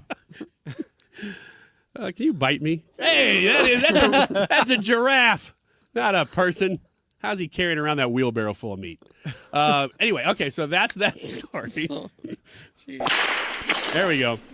Got to report on this real quick. There is a secret menu at Wendy's, and it actually legitimately has one of the craziest menu items that I've ever seen. It's being reported on by New York Post now. It's going viral. Is a secret menu something that the restaurant puts out, or is it something that people order so frequently that they just understand how to make it? There's no secret menu. I think it's both. I think it happens both ways. My guess is that it starts. You could tell me this. What do you mean? Being somebody who used to work in fast food, There was no secret there menu. was no secret menu. But if employees, But at Taco Bell, like, everything is on the table. Yeah. It's all the Yeah, same it's stuff the same anyway. stuff. Mixed in different ways, yeah. Well, this is that. Shape-shifting. This is a burger at Wendy's. Apparently, it's not every location, so if you try it and it doesn't work, that's on you. It's not on me. It's called the T-Rex. So if you go to the Wendy's near you and you order a T-Rex, they might give you a burger with 12 patties with cheese in between. This is every when you start having single cheese and one. butter ooze out of your hand and you pour it. Yes, it is. Lipids. And there are multiple people showing, look, I got this thing. It's real. And Wendy's, I guess, has confirmed that some places do have What do this, they not charge all of for them. it? That's what I want to know. Between $22 and $30, depending on the Gee, restaurant. I wonder if it would be in Wendy's advantage to just push out this story that you can buy this $30 burger from the secret menu that makes people want to go order it and see if they can really get it. What is the point, though? I mean, Marketing. What Money. Andy Money. just said No, is it's the not- point. No. I mean, for No, people. no, that's all there is. Yeah. Just money. Just money. You know what Money, Andy said? and then- that was the point. And then, so Wendy's money. And then when I do this and I film myself doing it and I put it on my social media, then I make 32 cents. It's so dumb. And how much did Also the point. How much did Wendy's pay us to report on this? Nothing. I'm getting nothing for this. Free advertising. Yeah, but it is fantastic to look at and think that somebody might actually try to eat that. 12 patties, and man, does it look greasy. All right, moving on. Are you talking about the Wendy's story or the zoo story? Oh, no, I'm talking about that meat in that wheelbarrow still. I can't get past it. The giraffe. This is the giraffe was He wheeling doesn't out have thumbs. the How does he T-Rex. carry That it? gentleman has quite a long neck. The Grammys, anybody paying attention? No. Do you care that Jimmy Carter won one? That's the only one that I know that was won. So Did you know that? You saw that reported? No, I knew zero. So now Jimmy I know Carter- Jimmy Carter is the it thing. Yeah, he won for best audio book, which, I mean, no offense, Did but Kamala Harris present it to him? toward the end of his life, I can't imagine that sounding that great either, unless he recorded it quite a while ago. But He did- narrated it? He probably did like the foreword. Yeah, it's all. The Grammys are so ceremonial that half the people that won, you're like, I didn't even know they were Isn't still it making true that music. you can like buy yourself a Grammy? I've never heard that. You can buy yourself a Grammy? Oh, wait. I think I know where this is headed. A little pay for play. Like I release a single and then I buy a million copies of my own single? Is that what you're saying? Yeah. And just know the right people, be connected to the right people. I think that's correct. Isn't that what Taylor Swift did to a large extent? Didn't her dad buy a ton of her Early in her music, so- career, she did. Not that may still be happening. Beyonce's done it. They know for sure. Yeah. I mean, you'd probably be pressed to find an artist who goes to number one who you've heard of Beyonce who's not won done this. Country Album of the Year. Yes. Yes. And That is fascinating. I missed it. Her Texas Hold'em song, I think, is super catchy. It's a pop song. Yeah. It's not country. Just because you're wearing buttless chaps in the video doesn't make it a country song. Debatable. Yeah, if I don't know. Let's research it and find out. If I do that in our next video, people aren't going to be like, "That's Listen, a great country I song." don't feel good enough right now to entertain this. You're just going to say jokes, and I'm just going to sit here and chuckle at them. That's I fine. can't go back and forth Yeah. today. It's not happening. Yeah, I could tell you weren't feeling great, but hey, buttless chaps. See, it was great. You guys are a great crowd. All right, you can go watch Tip the your Texas waitress. Hold'em video, but you have to promise us that I'm when here we all night. film the buttless chaps video of Ryan Wiggins, that you have to look at that too for our algorithm. Also, at the end of the day, cut any one of these videos that we're talking about right now and just call it buttless chaps. Because all the shots are waist up. Nobody will know the difference. Actually, just cut what he just said there and call it buttless chaps. There and you then go. leave everybody Just that? hanging. There you go. They'll I watch might the do video that. 3 times to see if they missed it, and they'll be like, "No, we didn't." Then they'll be mad. Yeah. And And then here- they'll comment negatively on it. And when they comment negatively on it, YouTube will be like, "Hey, you guys like this video?" Yeah. Remember that 32 cents we were talking about the Wendy's story? Ching, Here it ching. comes. Real quick, this is for you, Brad. There. Whatever that little flash I just Yeah, did I right got there. it. Yeah. You can grab that for later. It's the best radio we've done all day. Last story. no, story. we got a break. I'm in charge You here. can go to music. I can do it over the music. No, we have a congressman waiting for us. Punxsutawney Phil predicts 6 more weeks of winter, you guys. Yeah, it's 70 degrees outside. Sees what he knows. Well, that's just for their part of the country. Is there anything that we should bring from this segment into the Congressman Burlison segment? Yeah, the burger. Buttless chaps. We'll be Only right the back. buttless Don't chaps. go away. Oh God, running to the altar like a track star. This is the Annie Fry Show. You hold me, hold me, hold me, hold me, hold me, feel so holy. I don't do well with the drama.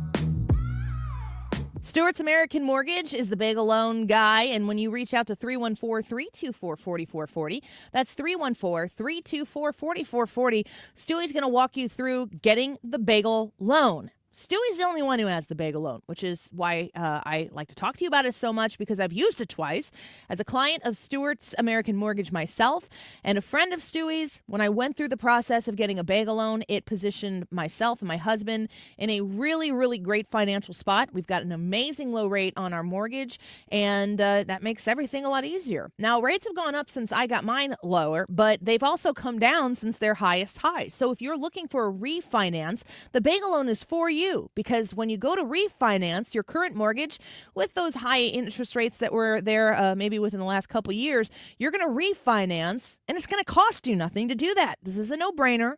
314-324-4440. The conversation is absolutely a no-brainer. 314-324-4440. Ask Stewie about the bagel loan. Tell him Annie sent you. You can Google bagel loan for more information. NMLS number 226715. This is attorney Todd Nissenholz of Kaufman Townsley. And here's one of our clients. The team at Kaufman Townsley really goes above and beyond to take care of their clients and secure them the justice they deserve. Injured? Call 314-500-5000. Step outside and fall in love with your backyard again. From inviting porch overhangs to durable composite decks and cozy screen rooms, Lakeside Renovation and Design creates stunning outdoor living spaces designed for relaxation, entertaining, and making memories. With expert craftsmanship and top-quality materials, your new outdoor oasis will be perfect for every season. Call Lakeside Renovation and Design today or visit lakesiderd.com to get started. Let's turn your backyard into the retreat you've always dreamed of. Do you want to kickstart planning for your retirement this year? I know a quick and easy way to do this. It's a 3-hour adult education class called Retirement Planning 101. It's kind of like getting the Cliff Notes on how you can make your money go a lot further in retirement. Hey, it's Dave Glover from KMOX. This one-night class is taught by a fiduciary advisor from Financial and Tax Architects with decades of financial planning experience. They're held at colleges and libraries throughout St. Louis. You're going to learn about tax saving strategies, IRA and 401k withdrawals, Roth conversions, Social Security, and more. There's no cost. Just bring 3 canned goods for the St. Louis Crisis Nursery. There are still openings for the classes this month and next, so call 314-350-8110. 314-350-8110. That's my personal number, 314-350-8110 for Financial and Tax Architects. I can see clearly now thanks to the doctors at Ophthalmology Associates. Doctors Greg Birdie, Ranjan Malhotra, Robert Brusati, Andy Royer, and introducing Samuel Berry. You can too. Call 314-966-5000 or check out youridoc.com. That's youridoc.com. You're listening to the Annie Fry Show live from the Air Comfort Service Heating, Cooling, and Insulation Studio. Air Comfort Service is celebrating 55 years of residential and commercial service, maintenance, and installation of heating and cooling systems. Get in your comfort zone. Visit aircomfortservice.com. The Mark Reardon Show. Trump also banned amongst the federal workforce any use of pronouns in emails. Sorry, I root that on, and I love it because it's a bunch of nonsense. The Mark Reardon Show, weekdays from 3 to 6.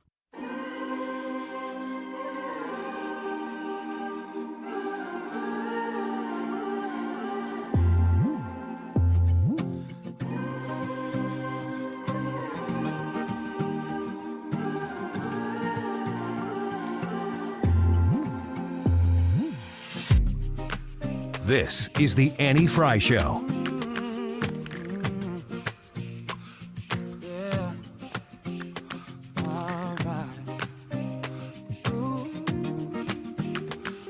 It's a tragic and sad accident. I really feel for the families on the plane, on the helicopter. It's, these accidents are all often very complicated.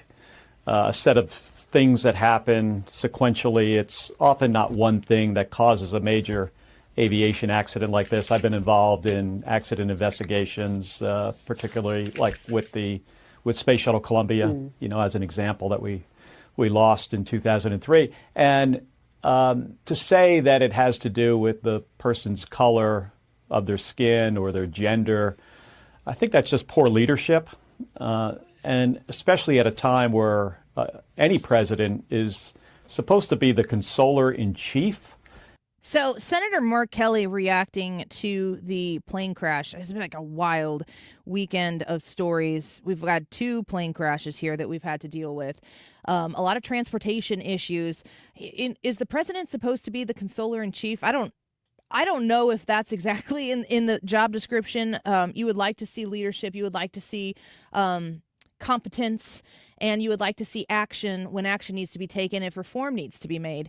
And we're watching to see how this story unfolds because it was such a tragic catastrophe. We wanted to bring our friend Representative Eric Burlison on the show with us. Of course, he is Missouri's 7th Congressional District Representative. He's also a member of the House Oversight Committee, a member of the Freedom Caucus, but also a member of the Transportation and Infrastructure Committee. Congressman, thank you for the time today. It's an honor to have you on the show with us.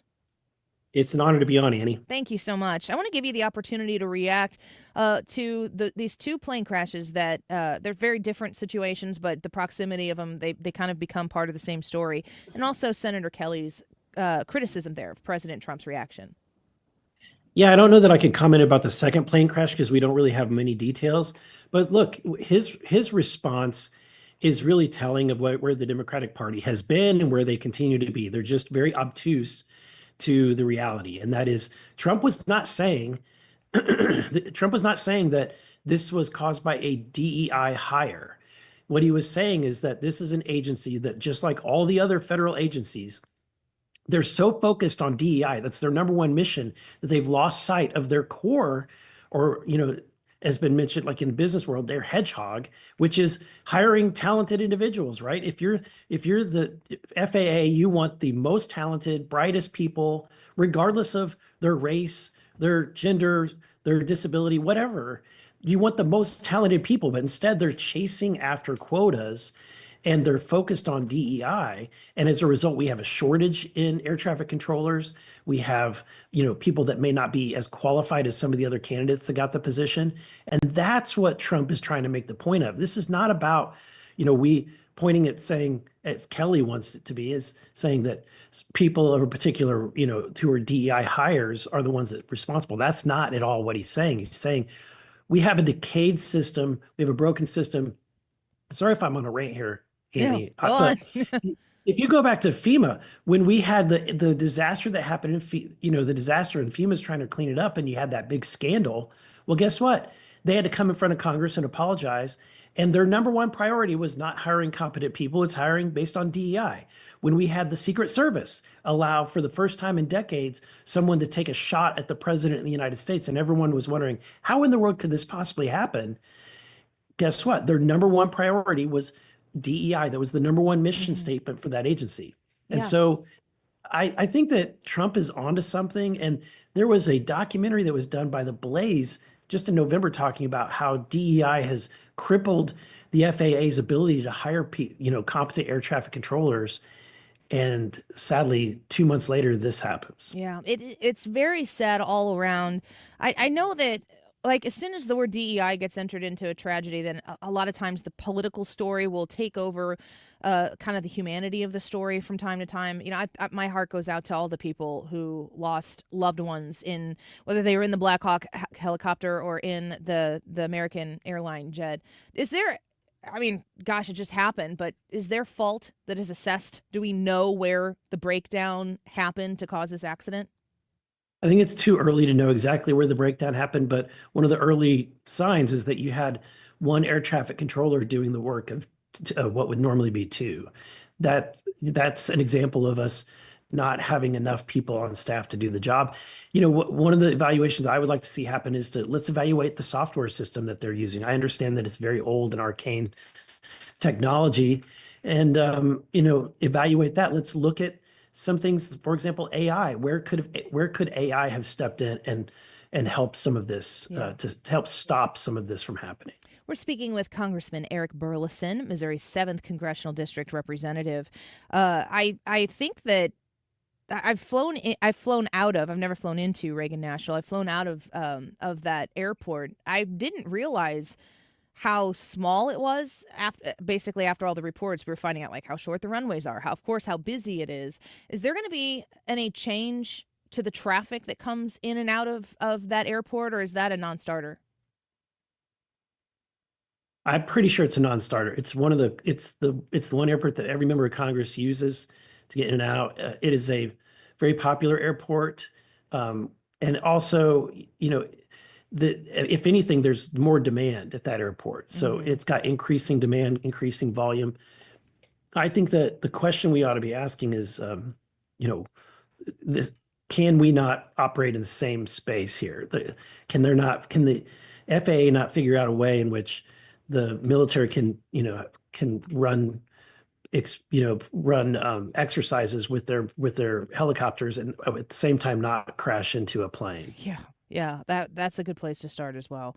I'm reading from a report here from earlier in January where you, along with several of your colleagues there in the House of Representatives, are looking to dismantle the ATF, the Bureau of Alcohol, Tobacco, and Firearms and Explosives.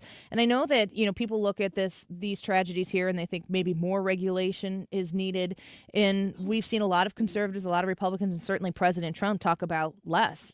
The DOJ effort, I remember them saying, what do we have, like 420 something agencies? He was saying he thinks he can get it down to 99.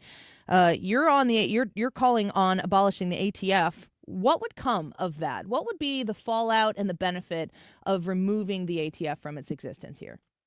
Yeah, I love this question because, being a former state lawmaker, one of the first things you recognize is that the Missouri statutes overlap almost completely with federal firearm laws.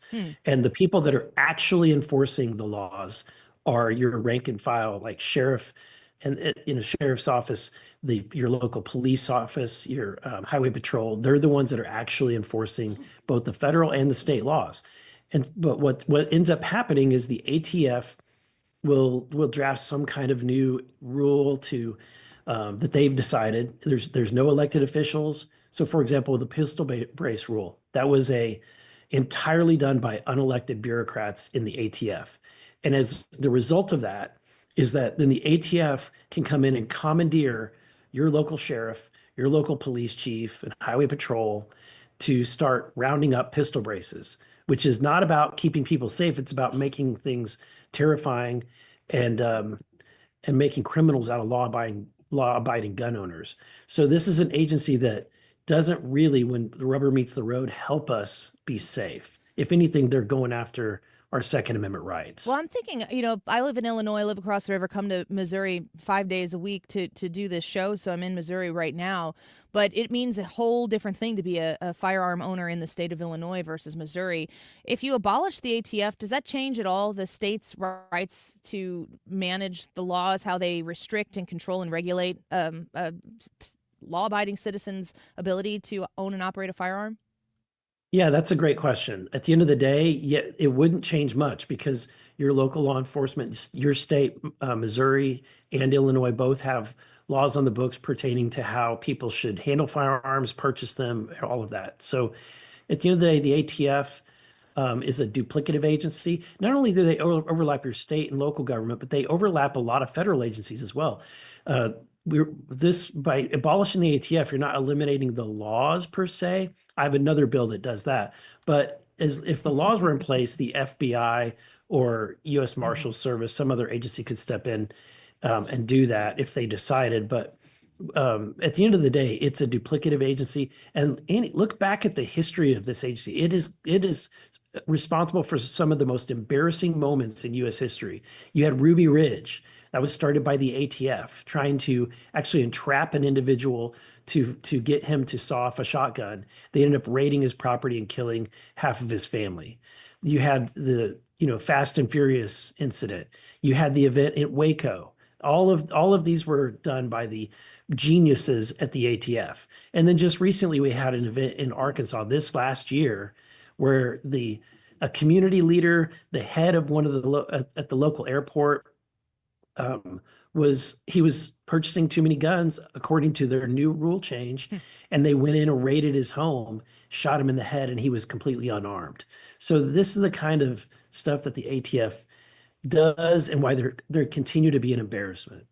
Representative Burlison, this is Ryan Wiggins. I'm reading a lot about agencies like USAID being maybe eliminated, but also kind of moved under the State Department. Is that what you're talking about with the ATF, is maybe not eliminating it entirely, but moving it under a different department? Or do you actually want to completely eliminate this thing?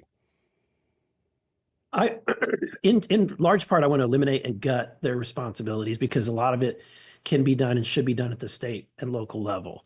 So I don't think we want federal agents coming in and commandeering our local law enforcement and telling them what their new priorities are when it comes to keeping people safe. Our local sheriff, your local police chief, they all know what's best for your community, and they don't need to have a federal bureaucrat changing those priorities for them. Now, I'm excited about the effort to eliminate the USAID program. This is a black program. It shovels out billions and billions of dollars. Most of it is CIA slush fund stuff, and a lot of the money goes to things that are just, for example, the Wuhan gain of function stuff was funded through USAID. Anytime you see something that's really questionable, it's usually going through that program. We're speaking with Congressman Eric Burlison, representing Missouri's 7th Congressional District. Before we let you go, I see you're a member of the House Oversight Committee. I think that a lot of a lot of what I want to make sure still happens is that we look into the mismanagement of relationships, of taxpayer dollars coming out of the Biden administration, going into the Trump administration, of course. I'm wondering what you consider, in your experience with the House Oversight Committee this iteration, where is their focus and how many? I mean, I guess you're going to have to carry multiple focuses at one time, but what should we expect to see from the House Oversight in these 2 years? I think that the number one priority really is the DOGE effort. So oversight dovetails very well with the effort that Elon Musk is doing. And so I'm on the DOGE subcommittee. Marjorie Taylor Greene is the chairwoman of that committee. And you're going to see, for example, I'm on a text thread. We're planning some of the upcoming hearings. One of the hearings will be about all of the waste and mismanagement that the NGOs were doing, especially in helping to exacerbate the immigration process. So that will be probably one of our very first hearings where we'll probably have a hearing about some of the wasted programs like in PBS and in NPR. I think it's long past overdue that we are still subsidizing someone that basically competes with you, right? Like this is a federally funded agency. We would scoff at the idea. In fact, we scoff at federally funded or government funded speech in other countries and talk about it being government speech, and yet we do it here in America. And because we have Big Bird, it's hard to eliminate these programs. But at the end of the day, I think that they would survive just fine on their own and should survive. But we'll have hearings on that, along with a lot of the waste that happens in Medicaid. There's a lot of fraud in Medicaid, and that's where a lot of money that is wasted, as well as a lot of money that was wasted in COVID and some of the PPP loans and other things we'll be investigating. You know, what I'd like to see is no taxpayer dollars, like the Hyde Amendment says, going to any facility that provides abortion, whether or not Planned Parenthood says that they use those dollars on abortion. Let's take what we have been giving Planned Parenthood and let's give it to, as a Republican-led effort, adoptive services across the country. I would love to see that. I love that too. I think that we personally, our family donates to pregnancy care centers because we just understand the need for that. And it's, I think it's more, as a Christian, I'm a Christian. I think that I have an individual responsibility to care for the people in need. And I think that, I think they do a much better job with those dollars than a government, funneling through a government program. Yeah, I agree. Thank you, Congressman Burlison, for being here with us today. I know there's going to be plenty to talk about in the weeks to come, so come back soon. We'd love to have you. Would love to be back. Thank you, Annie. Thank you very much. Congressman Eric Burlison, the 7th Congressional District representative in the state of Missouri. He's got a lot of hats in Congress, and it's always fun to have them, especially if you're watching on the YouTube channel. He was on Zoom with us, so that was a face-to-face conversation. I love that. We're going to take a quick break. More Annie Fry Show right around the corner. I didn't watch the Grammys. Did you watch the Grammys? No. I hate them. This is one of those things that, like, if you were given a list of things to talk about today and you were just trying to snap through everything, Grammys would be the top of the list. Yeah. Did less than 5% of our audience watch the Grammys last night? It exists in headlines after the Grammys. That's the only way that people are consuming that. Because of the people who did something to try to make a headline. Yes. Well, like, and Jimmy Carter. It's kind of like your Wendy's story. Yeah. Jimmy Carter, that man don't quit. Let's take a quick break. We'll be right back. In the middle of it, no, I can't help myself. No, I can't help myself. No. Caught up in the rhythm of it. Maybe I'm looking for something. This is the Annie Fry Show. Follow Annie on X at Annie Fry Show.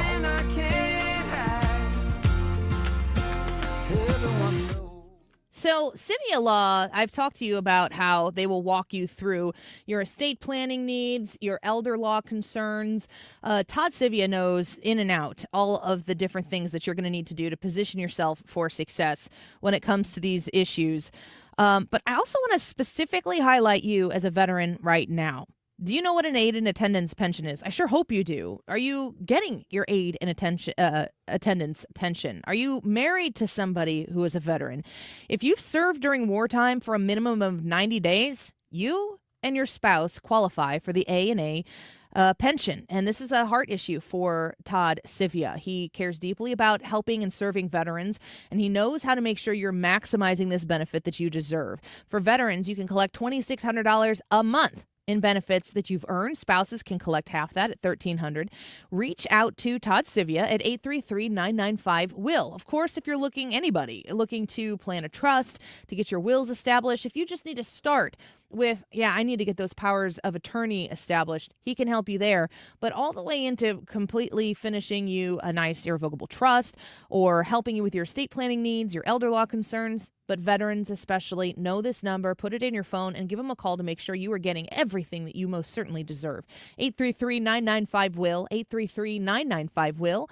Hit them up online at civialaw.com. Hey, it's Mark Reardon, and Missouri sports fans, I've got some awesome news. Underdog is available to play in our state. Underdog, the best place to cash in on all your takes during the playoffs. Which players are going off, which ones are ice cold. And this is so much fun. With the Champs game, you can win up to 1,000 times your money by choosing higher or lower on the stats line. So how many yards, touchdowns, interceptions, goals. And Underdog is the only Champs platform that really does put the power to cash out in your hands. So you can either ride with your entry or tap the Win Now button. With the double flex option, you can take 2 L's and turn those into a W. So you got great options with Underdog. Underdog is the best place to play. Sign up and deposit now with promo code MARKR, M-A-R-K-R, to get up to $1,000 in bonus cash instantly. And if you're in Missouri, you'll get an additional $50 in bonus cash when you play your first $5 entry. That's promo code MARKR. Must be 18 plus and present in a state where Underdog Fantasy operates. Terms apply. $10 deposit minimum. See UnderdogFantasy.com for terms and conditions. Concerned with your play? Call 800-GAMBLER or visit ncpgambling.org. Hi, I'm Bob Kershaw with Retirement Advisory Group. Are you worried about market volatility? Are you concerned your money won't last you through retirement? Hi, I'm Tammy Kershaw, and as a family-owned business, we are committed to protecting your retirement, whether you're nearing retirement or already retired. We have a lot of folks that aren't aware of all the new investment choices that are available, which give you growth and protection from losses at the same time. Are you aware of all the fees that you are currently paying? We can show you how to avoid those fees. So come in now for your free retirement review and get a second opinion on your retirement plan. And just for coming in, you'll get a copy of our latest edition book, Your Key to a Worry-Free Retirement. Let us show you how to retire with confidence. We are proud to say we haven't lost a penny of our clients' money in 39 years, and we won't lose a penny of yours either. Let our family help your family. Call us now at 314-993-9494 or go online to retirementkey.com. That's retirementkey.com. If you owe the IRS, you have a legal issue, and you need the Lance Drury Law Firm. We'll protect your rights. Log on at lancedrurylaw.com or call us toll-free at 888-367-6512.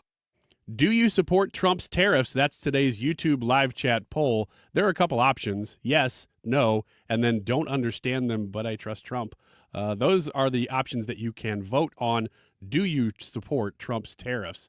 Find it by typing in Annie Fry on YouTube, and today's date will come up along with the live stream. That's where you vote. 147. This time check is sponsored by Jerry Kelly Heating and Air Conditioning. It's time for a $98 furnace tune-up. Let's show our appreciation for local heroes. Mark Cox here. Nominate a first responder and their department could get lunch from Grill Master Tony's. I'll personally deliver it. Share their story at 971talk.com. Nominate them today.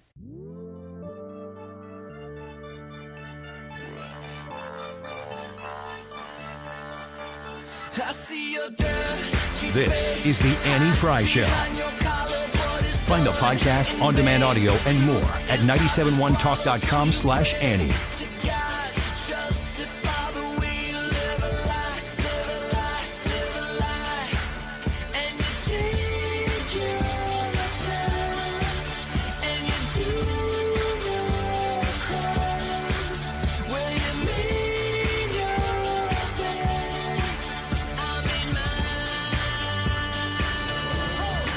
You want to talk about meat?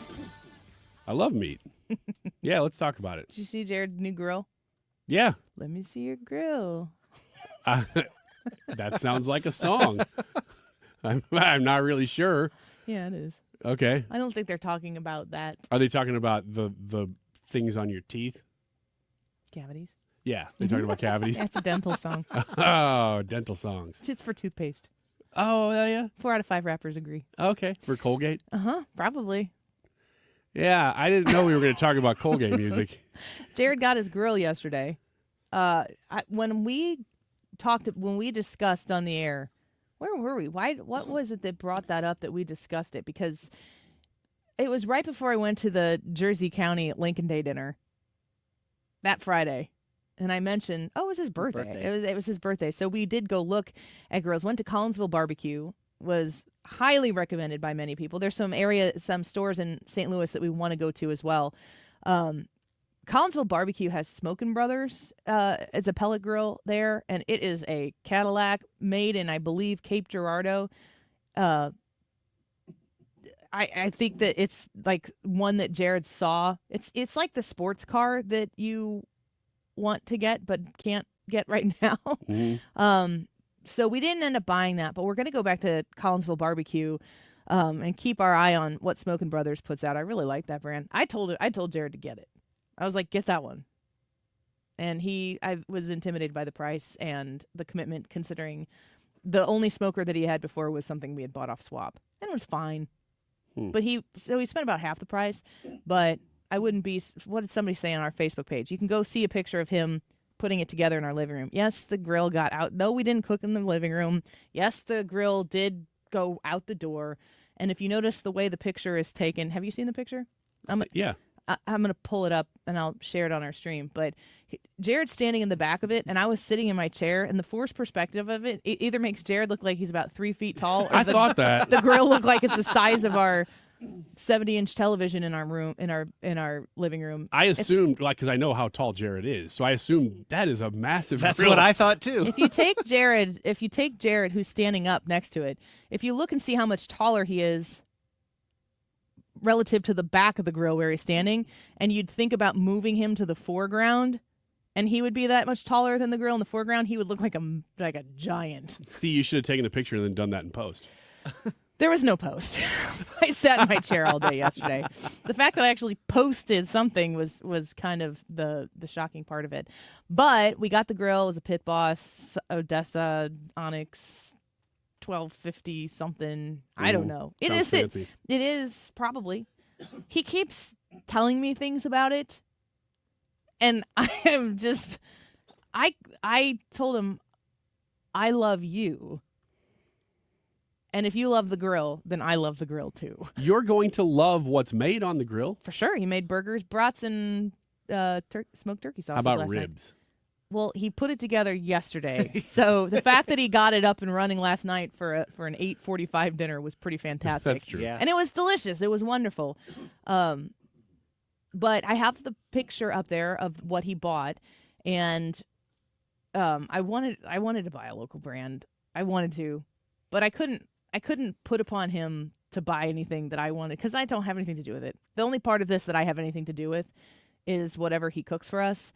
And I also understand that he probably wants to spend some time outside by himself with a smoker. I don't know if he'd push back on this. I don't know if he wants me out there or not. I was going to say time alone, away from me and the kids. And I could totally say that in front of him, and he might be like, that's not true. But maybe inside he'd be saying, that's exactly why I bought that smoker. I don't know. But I've got the post up there, and man, the comments and the tips, I want all your barbecue tips.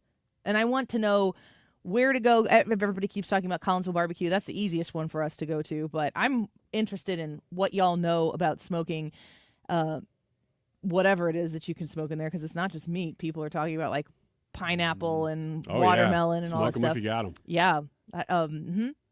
You can make dips.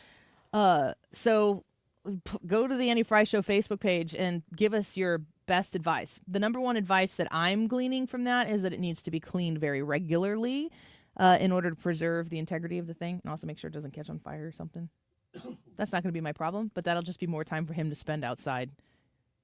Putting out the fire? No, but I mean, like the ash accumulates from the the pellets and stuff, and so you got to clean it out to make sure that it functions properly.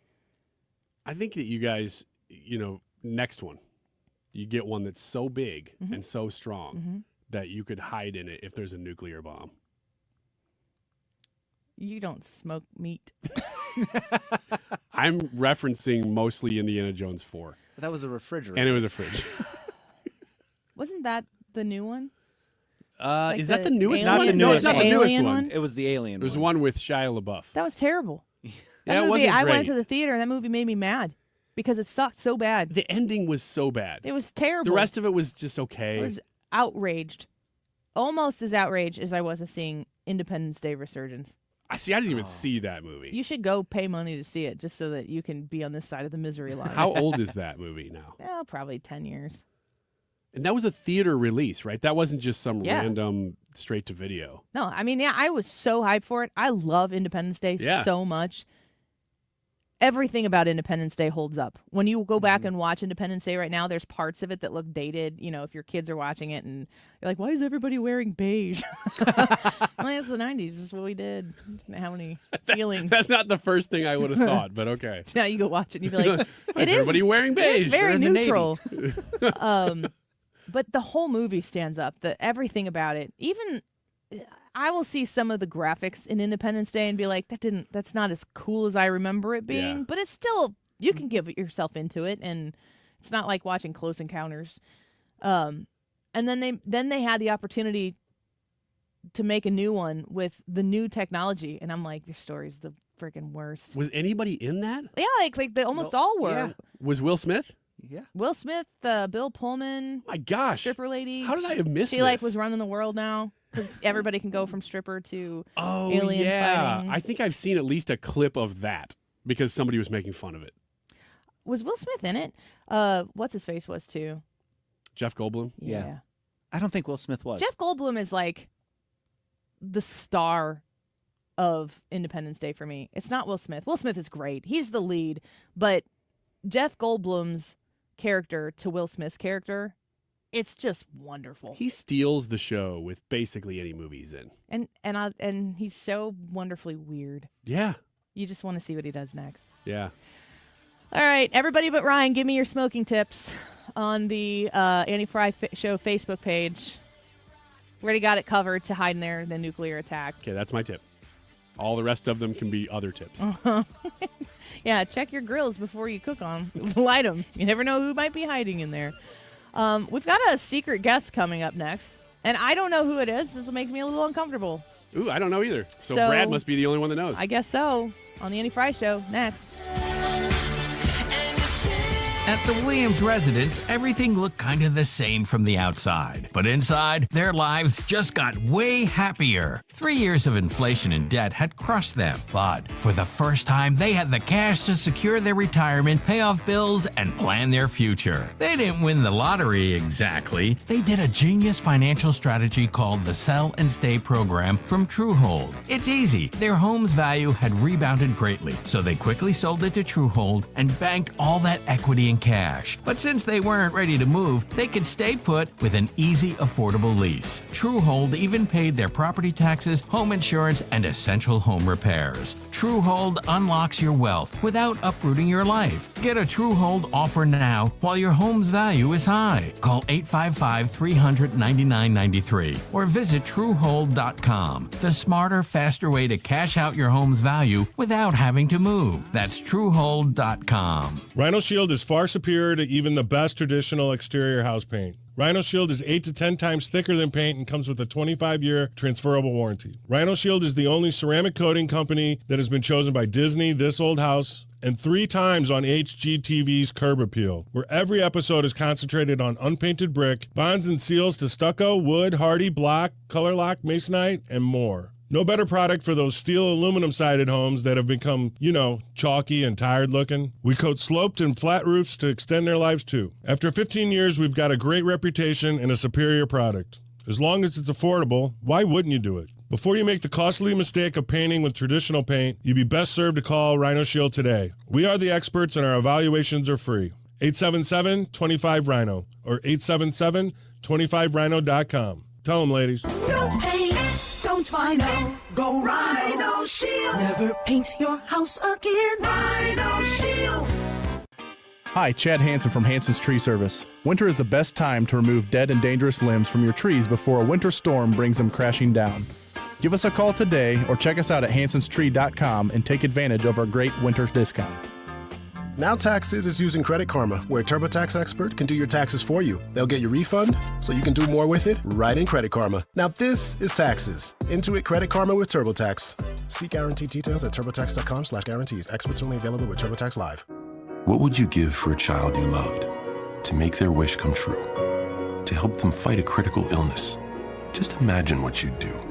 You see, wishes are so powerful, and you can make them real. They can give a child back their childhood, even change the way they feel. Every single one of us can make the stars align. Because when we come together, hope and joy will shine. Wishes need stars like you. Visit makeawish@wish.org. KFTK FM Florissant from the Kaufman Townsley St. Louis's Injury Lawyers Studio. Call 314-500-5000. That's 314-500-5000. All on the free Odyssey app. A tug of war in Washington. Lisa Brady, Fox News. After billionaire Elon Musk, who's leading an effort to root out government waste, moved to shut down USAID, the Agency for International Development. Secretary of State Marco Rubio, the acting director of USAID, says the agency has been uncooperative. When you try to go in and find out, okay, what does this program do? Who's getting the money? Why was this funded? Why are we doing this? Why aren't you coordinating with the embassy or the State Department? Their attitude is, we don't have to answer to you because we are independent. We answer to no one. Well, that's not true, and that will no longer be the case. But Democrats are pledging to block what they call dangerous moves by President Trump. It is embarrassing to read the headlines about Free America, where one man is walking around like he is the boss of all of us. Minnesota Congresswoman Ilhan Omar. Rubio says some of what the foreign aid agency does will continue, but in alignment with the national interest. As for Musk, who has business contracts with the federal government, President Trump says he's only allowed to do things with approval and not allowed into areas with any conflict of interest in his access to federal agencies. After a phone call with Mexico's president, President Trump pauses tariffs on Mexico. Mexico's President Claudia Sheinbaum agreed to deploy 10,000 soldiers to the Mexican-U.S. border to stem the flow of migrants and drugs. We haven't agreed on tariffs yet, and maybe we will, maybe we won't. But President Trump says he will delay tariffs for 30 days on Mexican imports. So far, a similar agreement has not been reached with the Canadian government. We don't need them to make our cars. We don't need them to give us lumber. We don't need them for agricultural products because we have all the agriculture we need. The president plans to impose a 25% tariff on Canada at midnight, he says, to combat illegal drugs and force a trade balance. Fox's Jared Halpern at the White House. America is listening to Fox News. Want to play a game with me and Dad? Mommy's not feeling good. You need to vaporize that cold. Vaporize? Yeah, with DayQuil VapoCool. It's DayQuil plus a rush of Vicks vapors. Whoa. Come on, honey. Let's let Mommy rest. You guys are amazing. And so is DayQuil VapoCool. DayQuil VapoCool, the vaporizing daytime coughing, aching, fever, power through your day medicine. And to vaporize sore throat pain, try Vicks VapoCool drops. Use as directed. Keep out of reach of children. Hey, can you blow up some balloons for Jack's party? I can't. I'm so congested. You need Sinex Saline from Vicks. Sinex Saline nasal spray? Yeah, just Sinex. Breathe. Sinex Saline instantly clears everyday congestion associated with colds and year-round allergies with a gentle, ultra-fine mist that's no mess and easy to control. Daddy, we need more balloons. On it. Enjoy life's important moments without congestion. Try Sinex Saline from Vicks. Just Sinex. Breathe. Use as directed. Air Comfort Service, heating, cooling, and insulation, weather. What a delightful afternoon. 72 for the high today. That's the warmest so far this year. And 75 is the record. It is an old one from 1890. Plenty of sunshine. Tonight, partly cloudy. Winds will swing to the northwest. 37 for the low. Tuesday, partly sunny and 52. Periods of rain late Tuesday night, Wednesday into Wednesday night. This is 97.1 FM Talk. Chief Meteorologist Dave Murray.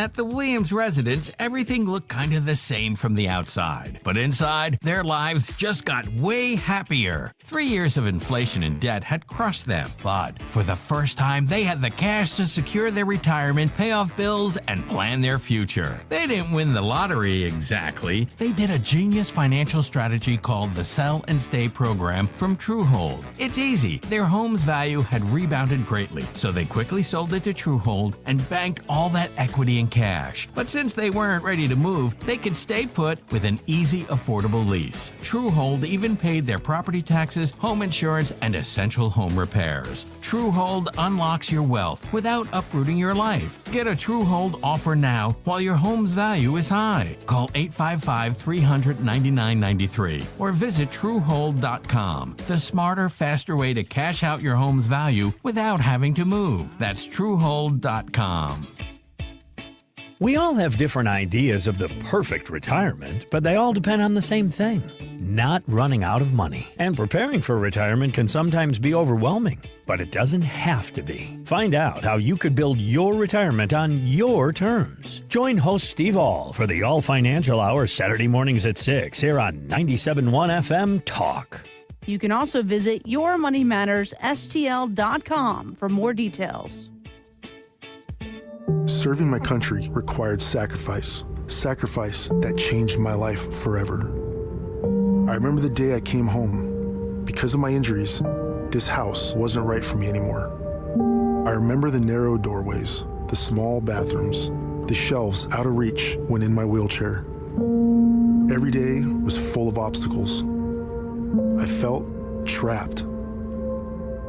I remember a better day, the day my family received a specially adapted custom home from Homes for Our Troops. That day changed everything.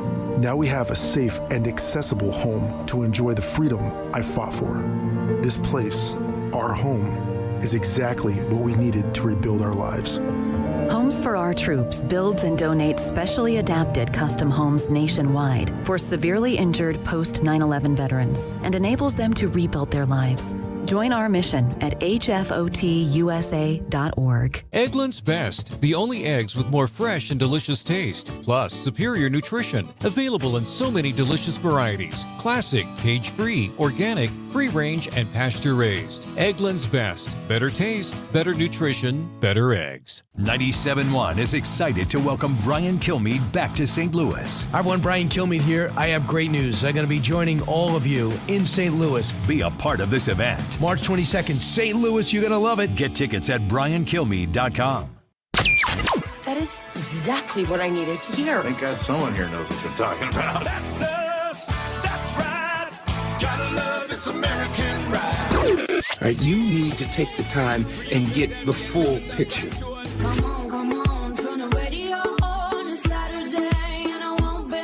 Don't get me wrong, I love the ladies. I mean, they rev my engine, but they don't belong in the newsroom. It is Anchor Man, not Anchor Lady. What do you want from me? I'm not America's sweetheart. Goodness sake, kid. Keep your voice down. Your father's listening to the radio. I'm not America's sweetheart. This is the Annie Fry Show. Welcome back to the Annie Fry Show. Thank you for being here with us. Holy cow. Hey! All of a sudden. Hello. Wow. Oh my gosh, that is a huge check. It is a big check. This is, I mean, like, it's a huge check in a lot of different ways. It's Livy and Amy from the Lutheran Elementary School Association. Thank you. Thank you. Maybe we should put them on the microphone. Yes, we should. Right there. Step right in front of you. Look at that check. And the cameras. Oh, these smell wonderful. No, the cameras are not big enough to hold that entire check unless you walk way doing far all away. The things. I know, way far away. Well, that'd be this. Yeah, but now you can't. You have to be up by the mic. It's a real conundrum. $16,632. And You might have to. I don't know if I told you that. Ooh, money. There's a little extra money. Thank you, Annie. Some people at church gave me a donation. It was such a wonderful week last week. If you don't know what we're talking about right now, Amy and Libby from the Lutheran Elementary School Association are in studio with us right now. I did not know that they were going to be in here. They brought me flowers, and they smell wonderful, and I can smell them, which is that's how good they smell. That's impressive. And they got a big check. So it was a great week. It was a great week. We are so excited to be able to add this to an endowment fund, and this will pay out forever. That's exciting. Pay out forever. Forever's a long time. This might be the most important thing we've ever done, Ryan. Yes, I think it might be. Does it pay out even after Jesus come back, or is that where it stops? That's forever. Where it stops. Forever. Okay. Maybe that'll be Bitcoin by then. Okay. So I spent this past week was the Lutheran conference tournament for our basketball for the Lutheran schools that we're in. So I was talking to people from a whole bunch of different schools.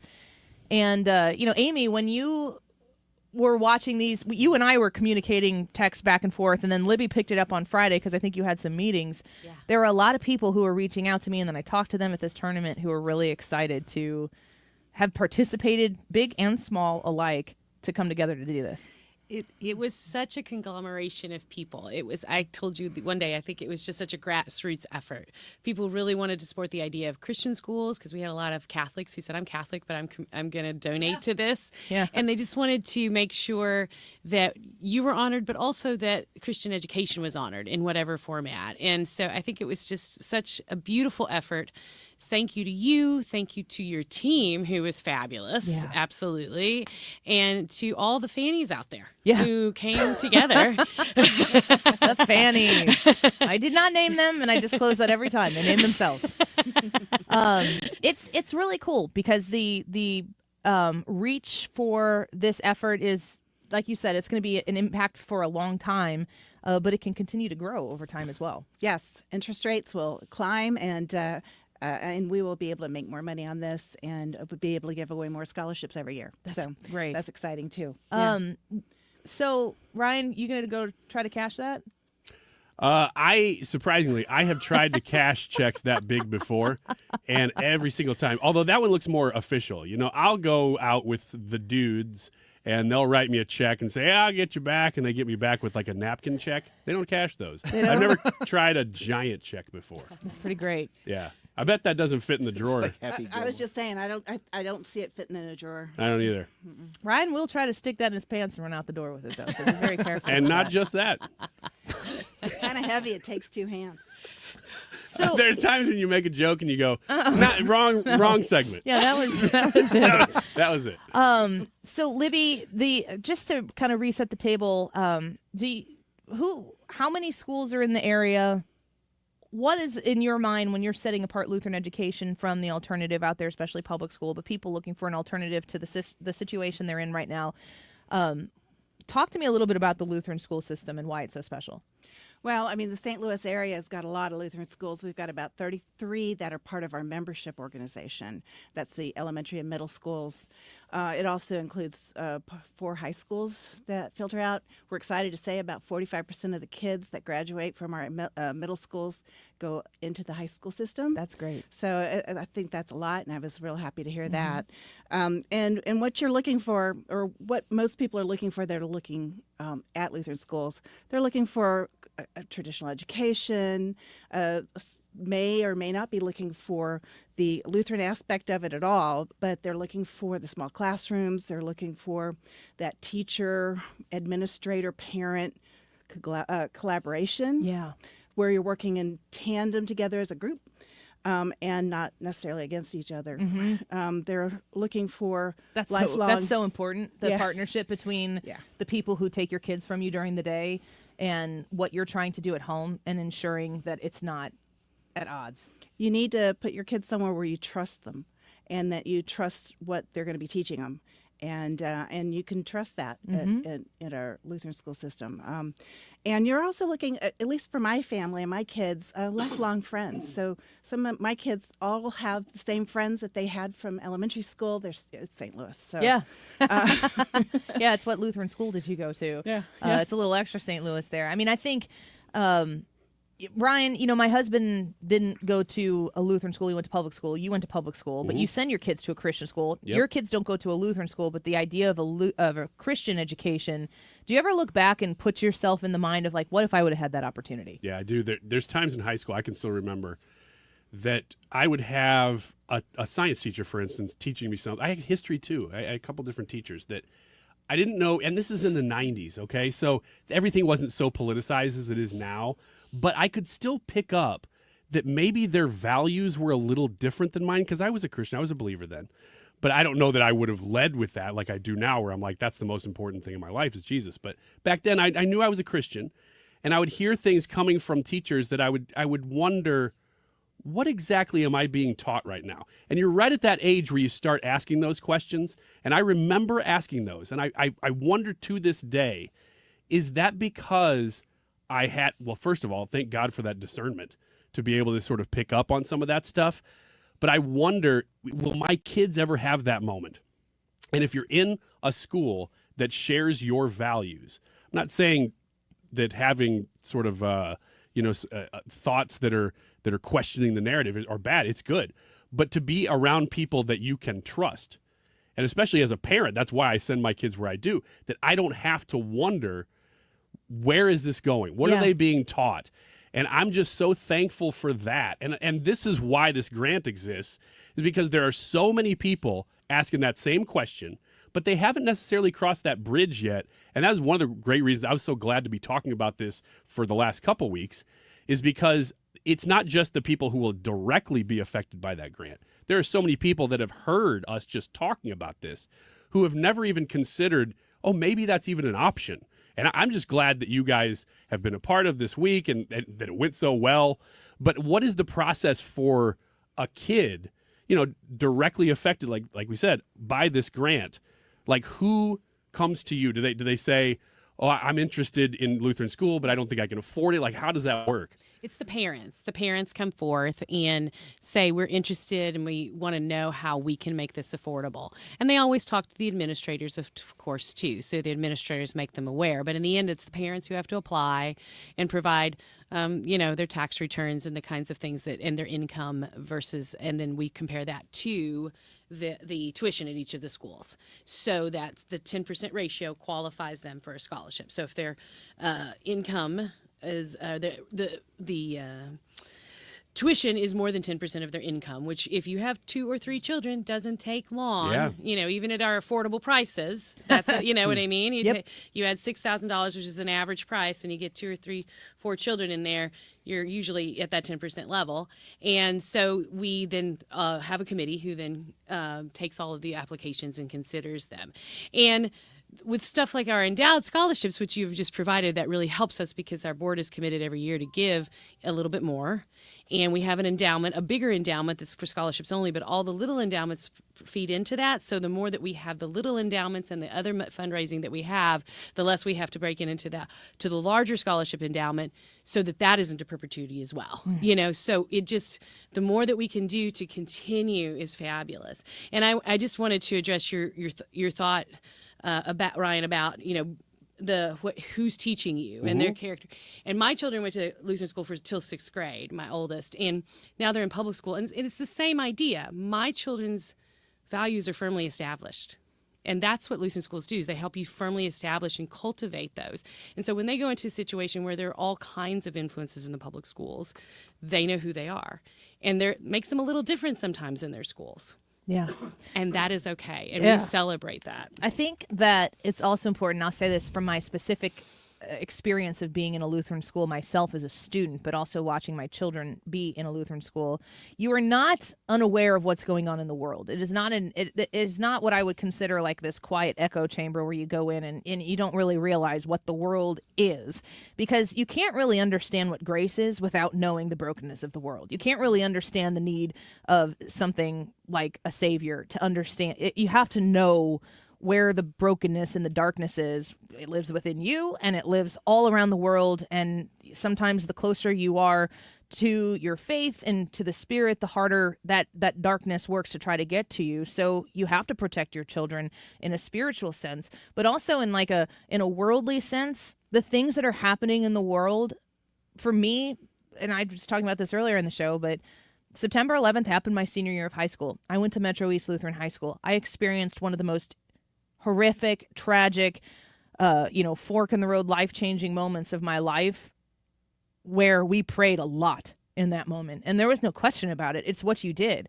We talked about it in the sense of a Christian faith. It wasn't just a Lutheran faith, because at the Lutheran high school I went to, there were people of a whole bunch of different kinds of Christian faiths there. Some people who maybe didn't have that strong of a faith to begin with that came to the Lutheran school because they wanted that education. But when the world is happening around you and you have put your children in a place where their feet are firmly planted on solid foundation, that world still exists around your kids, but you've built up a fortress around them with their faith that is a part of experiencing the world, which is really the only way I feel comfortable of letting go of my children one day into the world. I'm not worried about my kids going to a public high school if I couldn't make the Lutheran high school affordable, or a public college or university system, because we're building those blocks at home first, and we turn them over to these schools that continue to do that and have these discussions. And like I said, the world is happening around you. You're not insulating your kids from bad things happening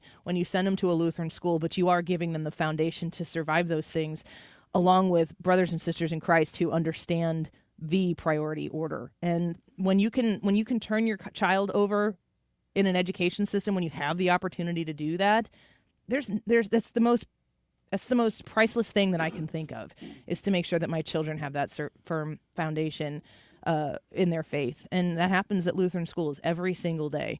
And now we're going to be able to bless more people with that opportunity. Yes, you are. This is awesome. Thank you so much. Thank you for coming in. Thank you for the flowers. These are beautiful. I also wanted to address that. And one other thing that Lutheran schools may teach you is work ethic, because nobody worked as hard as Annie Fry did last week. Thank you. And you can tell I didn't go to Lutheran school. No. You had a great team behind you. Yes. But you Thank were you. working hard, and we are so thankful for that. We're definitely giving thanks every day. So Thank you you for that example. Truly an honor, because as I said, I've been trying to work with them and say, let me use my platform to get the word out, and you guys put a little bit of faith in me to make this happen, and I'm really grateful for it. I'm glad it worked out for the best for everybody. Bless you. I'm looking forward to the new haircut. Yeah, we're going to discuss that when we come back. I'm glad you brought that up. Everybody wants to know about the haircut. So let's iron out those details when we come back, Ryan. You ready for that? Yes, I am. I don't like I don't like the confidence and the smugness that you have on your face in that sentence. Look You at don't the have smile. to like it. No, I don't. I am where I am. It exists anyway. Yeah, it'll be fine. All right. Thank you so much. Congratulations to the LESA, to the Annie Fry Show community. We're so grateful for you. We'll be right back. This is the Annie Fry Show. Find the podcast, on-demand audio, and more at 971talk.com/Annie. It's a celebration.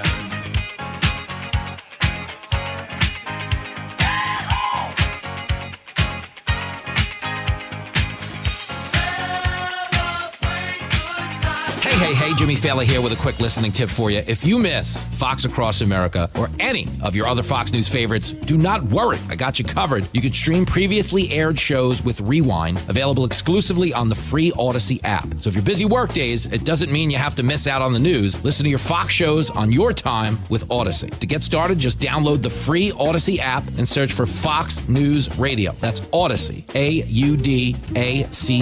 I'm spelling it out in case you're a little slow like me. Hi, I'm Bob Kershaw with Retirement Advisory Group. Are you worried about market volatility? Are you concerned your money won't last you through retirement? Hi, I'm Tammy Kershaw, and as a family-owned business, we are committed to protecting your retirement, whether you're nearing retirement or already retired. We have a lot of folks that aren't aware of all the new investment choices that are available, which give you growth and protection from losses at the same time. Are you aware of all the fees that you are currently paying? We can show you how to avoid those fees. So come in now for your free retirement review and get a second opinion on your retirement plan. And just for coming in, you'll get a copy of our latest edition book, Your Key to a Worry-Free Retirement. Let us show you how to retire with confidence. We are proud to say we haven't lost a penny of our clients' money in 39 years, and we won't lose a penny of yours either. Let our family help your family. Call us now at 314-993-9494 or go online to retirementkey.com. That's retirementkey.com. Why do the national tax resolution firms need the tiny fine print at the bottom of all their their TV ads. Hi, this is Lance Story with the Lance Story Law Firm. You don't hear fast-talking disclaimers in our ads because the claims we make are 100% transparent. The Lance Story Law Firm primarily focuses on one thing, IRS problems, and we're regulated by the Bar Association, and we have a AAA rating with the Better Business Bureau. IRS issues are serious legal issues. The Lance Story Law Firm has helped thousands of clients navigate the best resolution plans, and we tell you up front exactly how much it'll cost. Tax resolution law is all we do. So before you send money to some out-of-town, high-pressure salesperson, give us a call at the Lance Story Law Firm, located right here in St. Louis. Call today to schedule your free consultation with me, 314-260-6120, or visit LanceDruryLaw.com. The choice of a lawyer is an important decision and should not be based solely upon advertisements. Well, of course, we're talking about the Lutheran education system, as we have been.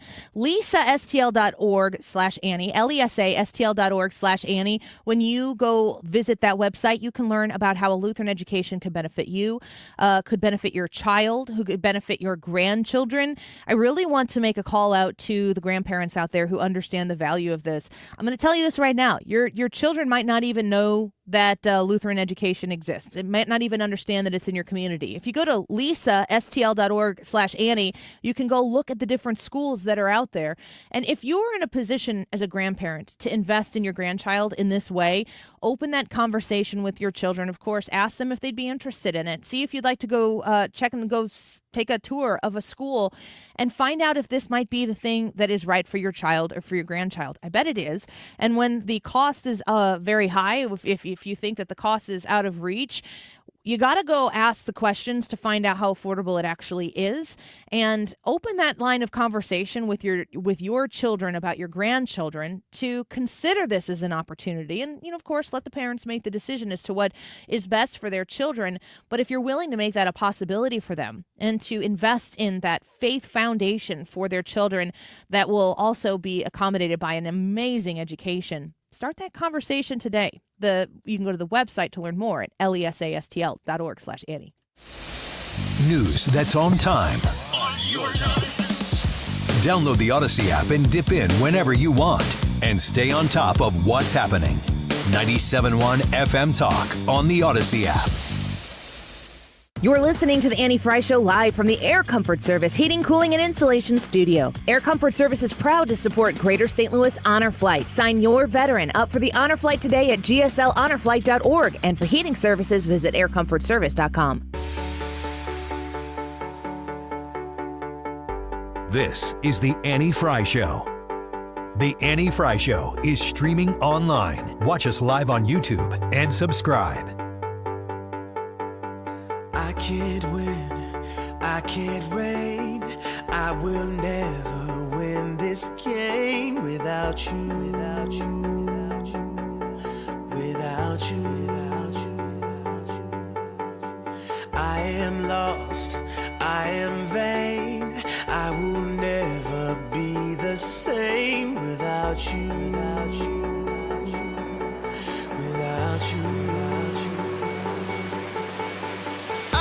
Welcome back to the Annie Fry Show. This guy win a Grammy last night? Who is this guy? Who is this guy? David Guetta? Muir. Ursher? David Muir.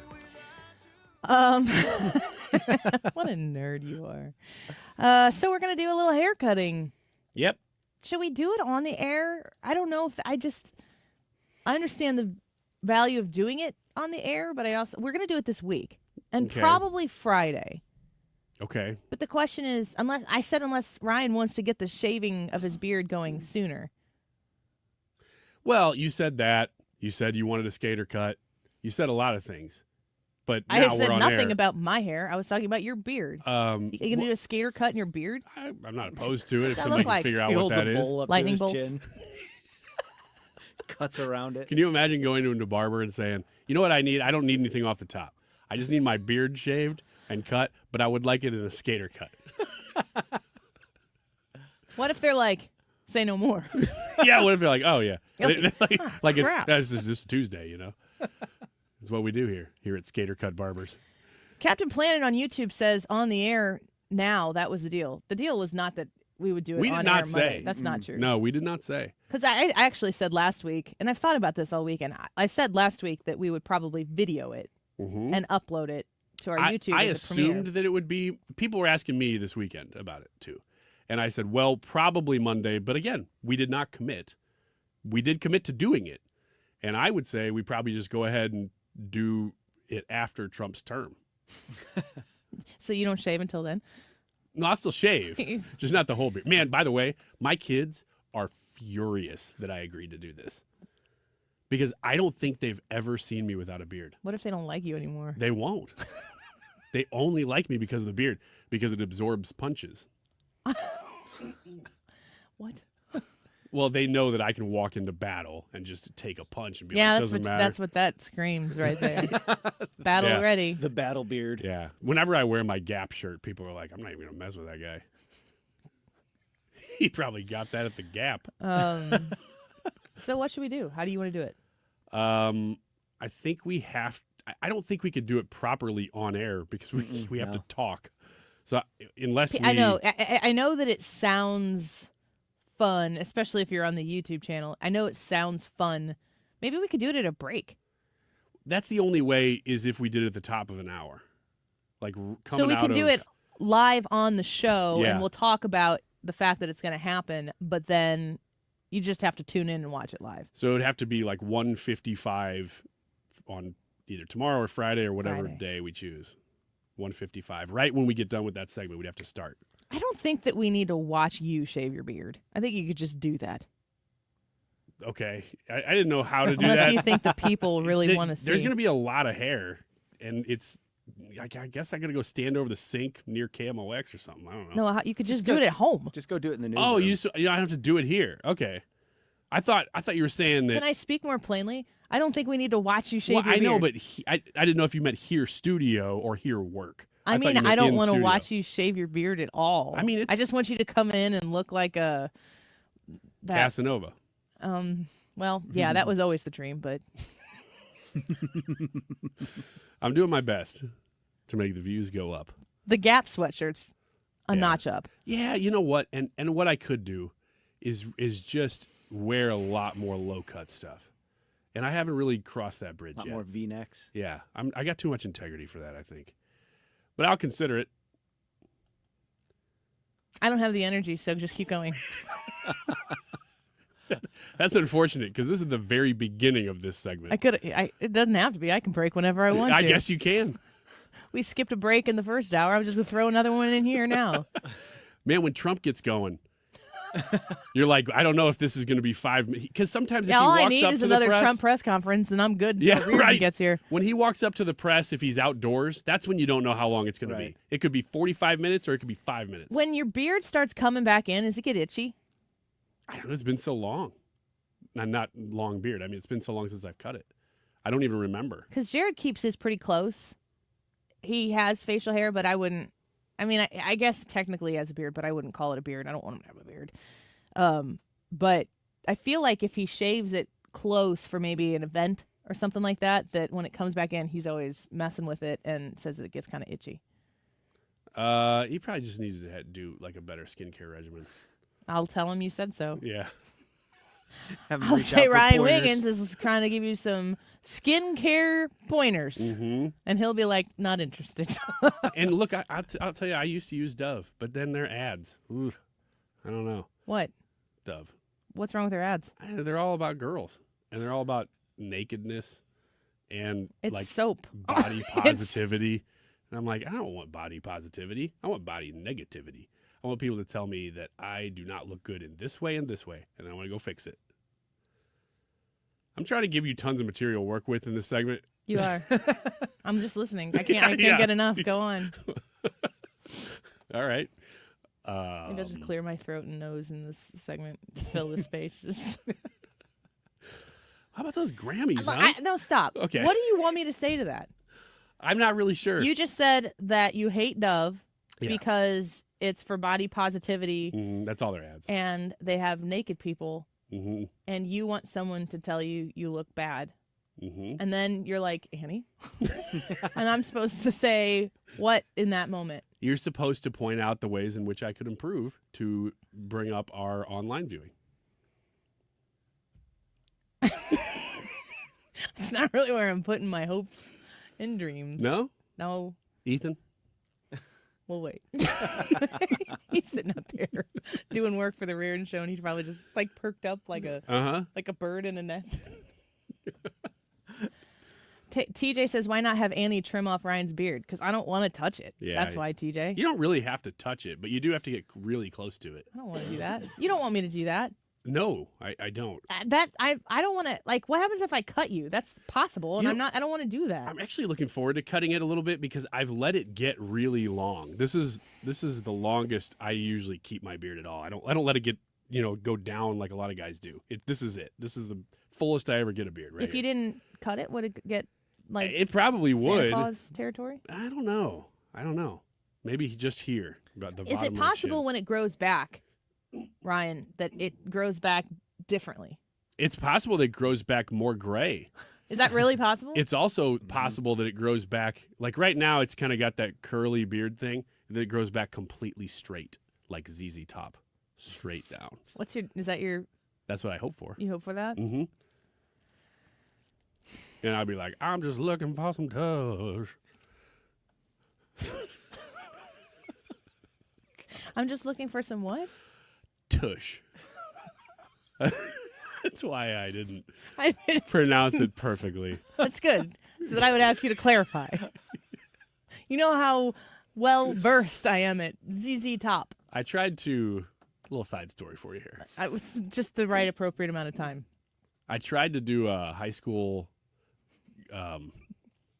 like show. They do those talent competitions and stuff in high school. Yeah, they do those things. A friend of mine and I decided we wanted to do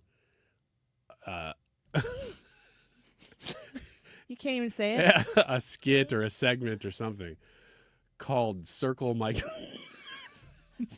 What? Good friend of mine. His name's Mike. I wouldn't say that. I wouldn't disclose that. The sketch was called Circle Mike's Nipples. And of course we had to present this to like the board before we do it. And so we're like, okay, look, we're going to do Circle Mike's Nipples. And they're like, oh. That already sets off some red flags for us. I'm like, how dare you? At This is Collinsville artistic. High School? They were not like just immediately on board. They weren't, surprisingly. So they said, can you give us a little bit more background? Maybe it's just a goofy name. What context is missing? That's the most descriptive. And we said, well, 3 words in the English language. What's amazing though, we had already done all of it. We had everything ready for this, as if they were going to say yes. Have everything ready because there's a lot to it. We were going to come out to, I don't know if it was Tush or ZZ Top songs. It was LaGrange. We were gonna. Is that dun? Yeah, that's it. So we were gonna come out to that, So and we were gonna ZZ Top, I have. know. So here's what the deal: Mike was gonna be sitting in the middle of the gymnasium with no shirt on. And there were we were gonna have almost all the lights I in the keep gym hearing you off. say we were going to. This is what was gonna happen. As if everybody, all the players were ready. The chessboard was everybody set. But the supervisors Everybody at but Collinsville High the School. board. And so we had Mike was gonna sit in the middle of the gym with no shirt on, and we had 2 spotlight operators up in the rafters that were just going to be swirling the spotlights while LaGrange was playing. And he's just sitting there, right? There's nothing else happening. That's just that. Is Mike in the listening audience? Mike is my friend I visited in Japan. He's now a military man. Does he listen to the podcast? He had to don't leave know. the country? Yeah, we ruined his reputation. So he was just going to be sitting there. And the intro to LaGrange is not short. It takes a bit, right, to build. And we were going to be on microphones, me and one other guy going, who's ready? And then the other one's like, who's ready to circle Mike Morris's nipples? You said his last name? Yeah, I did. That's terrible. Whoops. And so Then we were going like this big production, like the Grange is burn up, like it kicks in, right? And it goes like we kind of walk out. And then we just circle them, and then we walk off, and the spotlights go off, and that's it. We just leave. That was the whole thing. So you weren't actually. We walk out. We have Sharpies. We circle the nipples. We walk off. Mike walks off with us. The song shuts down. The spotlights go off. We just walk off. Did you explain That's all the of that? end. Did you explain all of that to the adults in charge? Yeah, and we were like, "You're gonna love this." And did any of them seem amused? Oh yeah. They And then they were seemed like, amused. No, and it was a hard pass.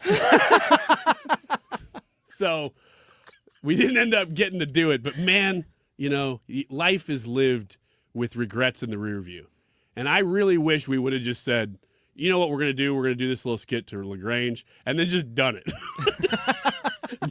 That's called asking for forgiveness rather than permission. Exactly. My husband was telling me a story yesterday, and I told him, I said, it would be, I would hope that the listeners would enjoy it, but I would completely enjoy it if we had our spouses come in and tell us stories of what their like most obnoxious kids do in class.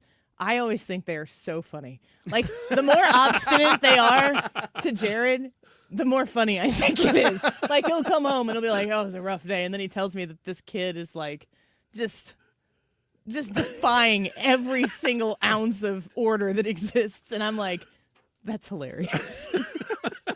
Because I'm imagining like being in a staff meeting here and Carl Middleman's doing the same thing. Oh, absolutely. And I just think it's funny. Absolutely. And, I mean, honestly, when he's telling me these stories and I'm like tickled by it, he can see.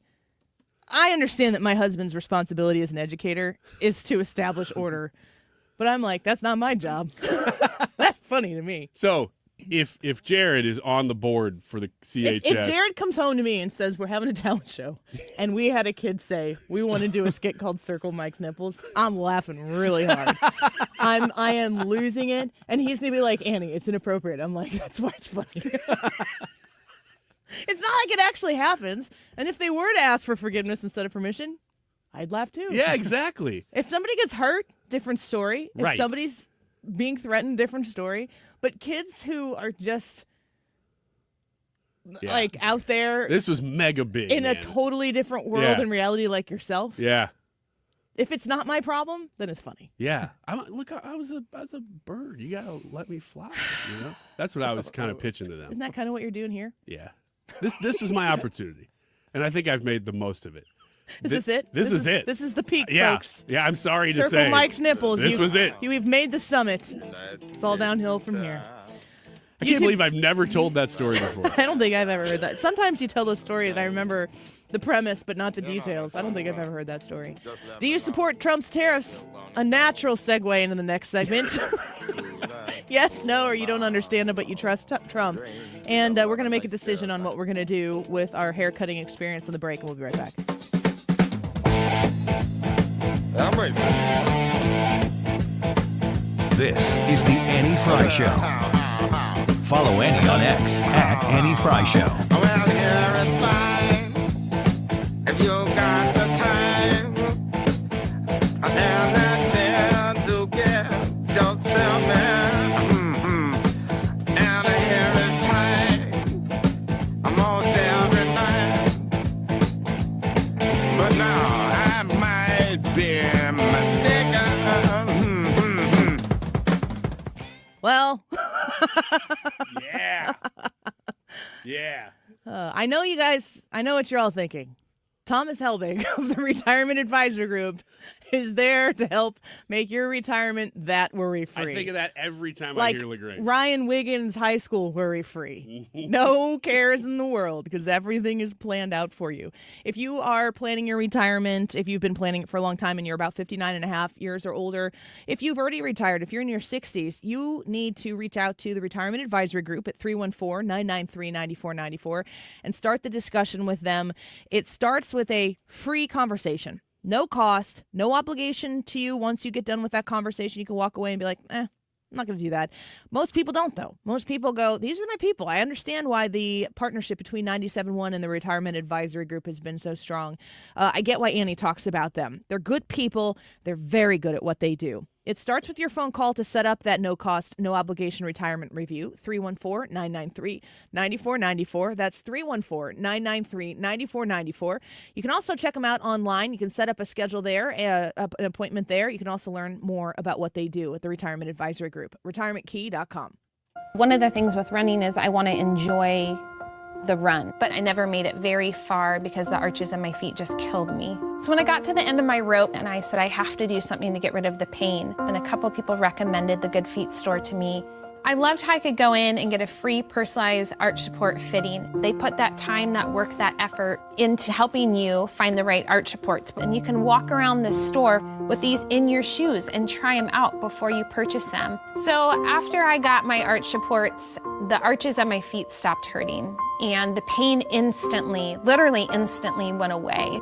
So if you have pain, go. Find a Good Feet store and go. There is an answer. Find the simple solution that will get rid of your pain. I'm Rondi, and that's my Good Feet story. See how Good Feet arch supports work for you before you buy with a free fitting and test walk at the Good Feet store. Visit one of our 2 locations, Creve Coeur and Shiloh, Illinois, and at goodfeet.com. Now Taxes is using Credit Karma, where a TurboTax expert can do your taxes for you. They'll get your refund so you can do more with it right in Credit Karma. Now this is taxes. Intuit Credit Karma with TurboTax. See guaranteed details at turbotax.com/guarantees. Experts only available with TurboTax Live. Do you support Trump's tariffs? That's the YouTube live chat poll, and we're going to discuss this here in just a second. But this is your chance to let us know if you are a yes, a no, or you don't understand him, but you trust Trump. There's a fourth option there. You don't understand them, period. And that's it.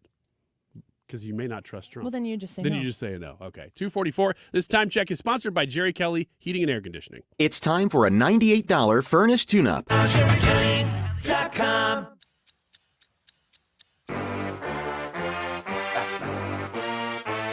This is the Annie Fry Show. Break down, come on.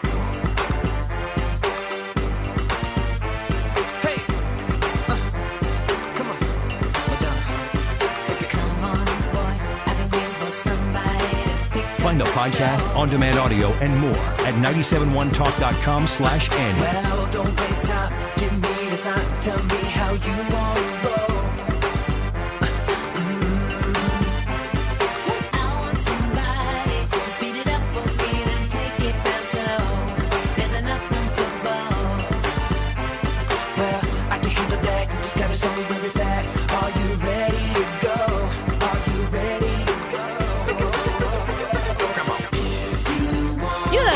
Justin Timberlake, wicked, wicked, wicked. Mm-hmm.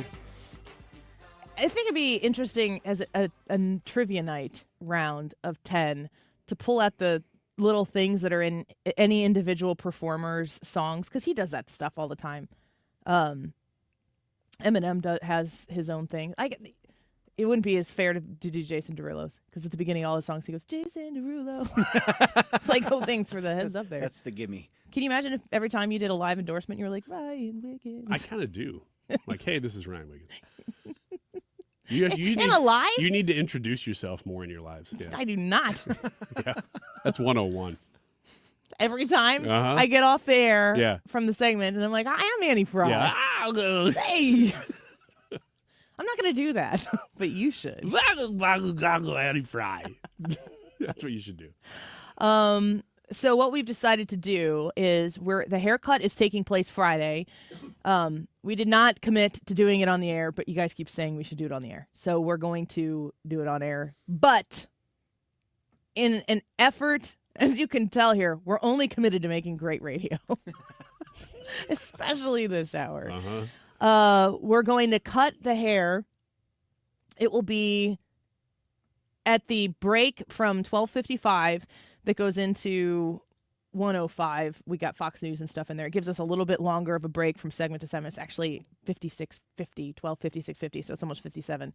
We'll take a break there like we normally would on the air, and on the YouTube channel, you can come watch the hair cutting. We might even turn on one of the microphones in the studio for that, and we'll cut the hair live. So hopefully he can get it done. I don't want you to rush through that process. I'll probably not use scissors. No. I'll stand over here It's and been throw predetermined razors at it. as part of the contractual agreement between the two of us that I will provide the that's perfect. I will provide the cutting device. Do you know what it's going to be? Yeah, I'm going to go buy a new pair of shears. Oh, okay. I was hoping, like, shears, okay, but maybe old ones. No. Mm-mm. Rusty. Yeah. Rusty. And you're Ones going have to been in come Grandma's you're going to drawer come for a while. shaven Yeah. that day. I think so. So, to be clear, I said mustache could stay. Not the beard, no goatee. Yeah. Your mustache can go from your jaw across your upper lip to your other jaw. That's all you get. And a thin line connecting it to my sideburns. No. And the line can squiggle. And the what? And the line can squiggle, too. The line. So from my bottom of my mustache, squiggle, squiggle, squiggle like you're in Candyland, and then boop, right The there. what squiggle? There's just a thin No, what did you line. call it? The line. The line. Can. Yes. I thought you said the Lion King squiggle. No. And I'm like, what? The line What? can, not the lime in the coconut. Go for it. Okay. And just on one side. The Gonna other side need a will be little clean. Rafiki on this side. Yeah. And a little Pumbaa over there, if you know what I Yes. mean. Mm-hmm. So you're going to come in Friday with something for people to see. Yep. Are you going to let your kids help? I'm serious when I say that my 7-year-old, my 10-year-olds are like, don't do it. Come on, Dad. You're gonna look so bad. Oh, but my 7-year-old, he's actually visibly mad at me. You're going to look different to him. Yeah. Have your kids ever seen you without I facial hair? don't think they have. Can you? This is sound terrible, but can you film their reaction to that?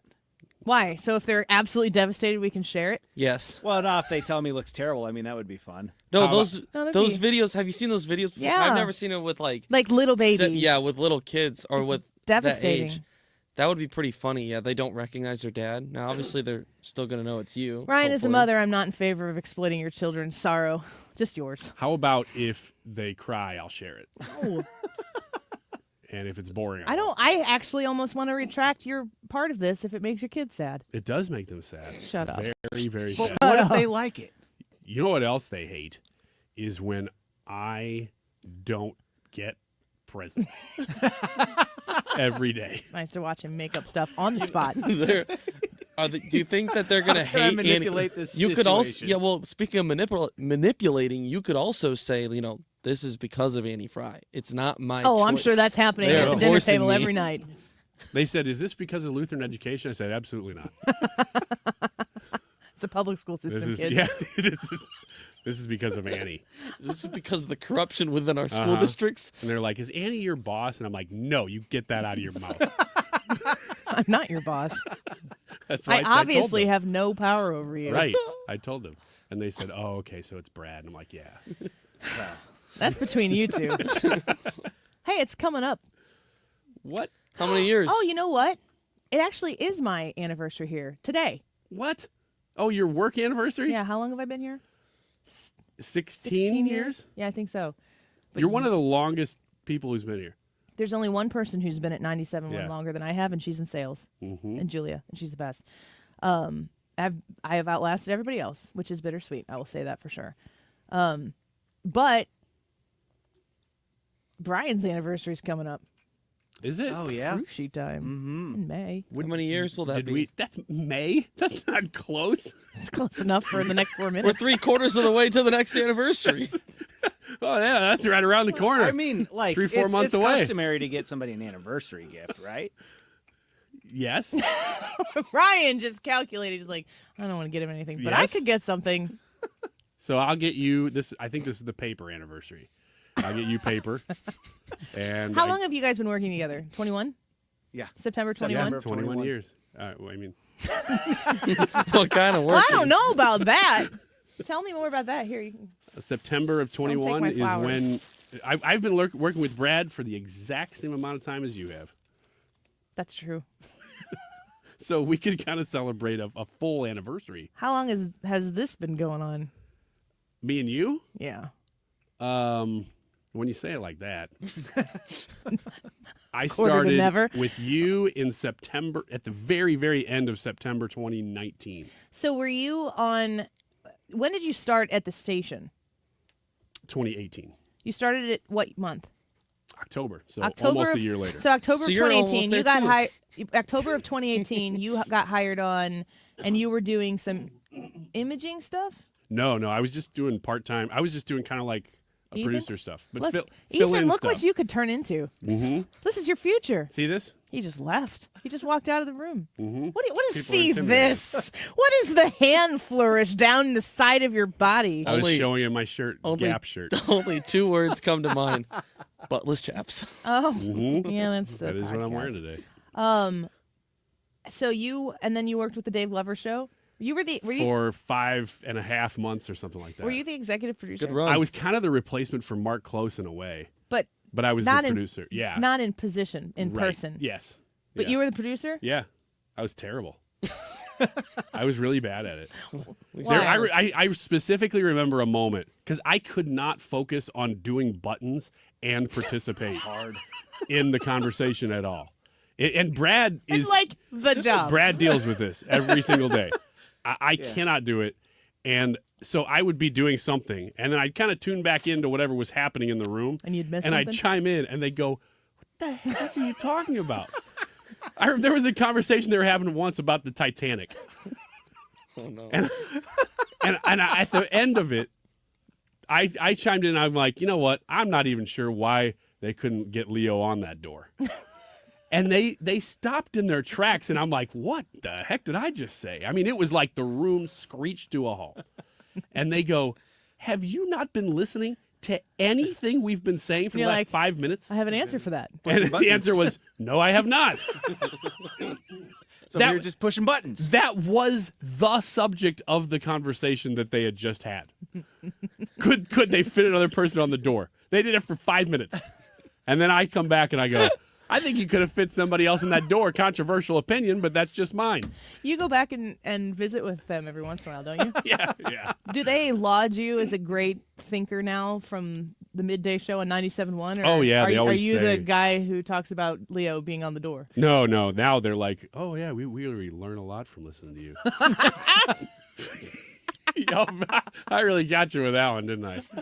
Yeah, they were probably going pee today during the Circle Mike's nipples conversation. And they're like, oh, we really, that was a close call there.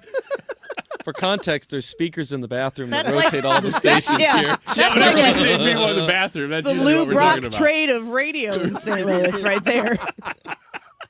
What did they but get? For you're the Cardinals, right? That's what you're saying. Yeah. That's what you're saying. YouTube live chat poll. Is it that time? We need to talk about what our votes are on it. Yeah, so set us up for it here. 313 votes on today's YouTube live chat poll, which asks, do you support Trump's tariffs? I absolutely do support them, although in the past I love, would have been. I love that you're just giving a well thought out answer to this question right now. Go on. Yeah, I mean, I Don't just stop. talked it up, right? I mean, just do your thing. People are like, oh, gosh, he's so smart. I would have been a libertarian on this issue in the past and said free trade is the way to go. However, the problem is not everybody plays by the same rules of free trade. There are nations of the world who have borderline slave labor and actual slave labor, and they undercut everybody. Yeah. So you can't participate with that in a good faith in a free market. So you have to do stuff like this. Brad, what do you think? I'm with Ryan on this. I think the free market is great, but it only works when everybody's participating in the free market for the same reasons and with the same good faith, and that's not the case right now. I also support the tariffs as a method of negotiation, using it to get what you are trying to get. I don't think Trump's demands of Canada are all that unreasonable. I think they should just go along with it. I said this to Kayleigh McEnany, who was on with us at 12:25. You can check the Annie Fry Show podcast for that if you missed it. But I really wonder if the tariff issue is going to be the border issue of the first campaign, where everybody was like, that's the worst, most heinous, stupid idea ever. And then right before the 2024 election, Kamala Harris was like, build the wall. So I don't know. We'll see. We'll see how it unfolds here. Ethan, your thoughts and the results? Yeah, I mean, if you're going to call yourself the leader of the free world, I think that you have the right to use that power in a way that shows that. So that's my thoughts. The results, 79% say yes, 9% say no, and 12% say they don't necessarily understand Trump's tariffs, but they do trust him. I think that 12% might be the most honest 12% who voted in that poll. You know? Mark Reardon Show coming up next on 97.1 FM Talk. Is your home, business, or church looking tired, chalky, or in need of curb appeal? Go Rhino. Tired of painting year after year? Go Rhino. Our unique 3M ceramic technology is perfect for brick, stucco, aluminum, steel, color lock masonite, and more. It's backed by our 25-year transferable warranty to not chip, crack, or peel. Great if you're staying, and even better if you're selling. Our ceramic coating allows you to maintain all of your architectural features. The decision to do vinyl will leave your home looking like a plastic moldy box. With Rhino Shield, in 15 years, your home will still have that, wow, it looks like you just got it painted. We've done large condo complexes, parking garages, pole barns, and commercial strip malls. We coat sloped and flat roofs to extend their lives too. Evaluations are free. 877-25-RHINO or 877-25rhino.com. See what we did there? Genius. Tell them, ladies. Don't paint, don't vinyl, go Rhino Shield. Never paint your house again. Rhino Shield. Someone had a birthday. Yep, 50. Can't believe it. 50 years of wisdom. Great segue. We have health news, a CDC update. Pneumococcal vaccination is now recommended for adults 50 or older. Says here, we're over 6 times more likely to be hospitalized with pneumococcal pneumonia than adults under 50. I don't love those odds. Same. Look what I found. Pfizer's Prevnar 20 is proven to help protect adults against pneumococcal pneumonia and invasive pneumococcal disease in just 1 dose. And millions have already gotten it. Continued approval may depend on a supportive study. Don't get Prevnar 20 if you have a severe allergy to its ingredients. A weakened immune system may lower your response. Common side effects include injection site pain and swelling, fatigue, headache, muscle, and joint pain. For full prescribing information, please call 1-855-213-2138. Visit Prevnar20.com or talk to your doctor or pharmacist. I'm on Prevnar20.com now, scheduling my appointment. Good idea. And happy 50th. KFTK FM Florissant from the Kaufman Townsley St. Louis's Injury Lawyers Studio. Call 314-500-5000. That's 314-500-5000. All on the free Odyssey app. A clock still ticking for Canada.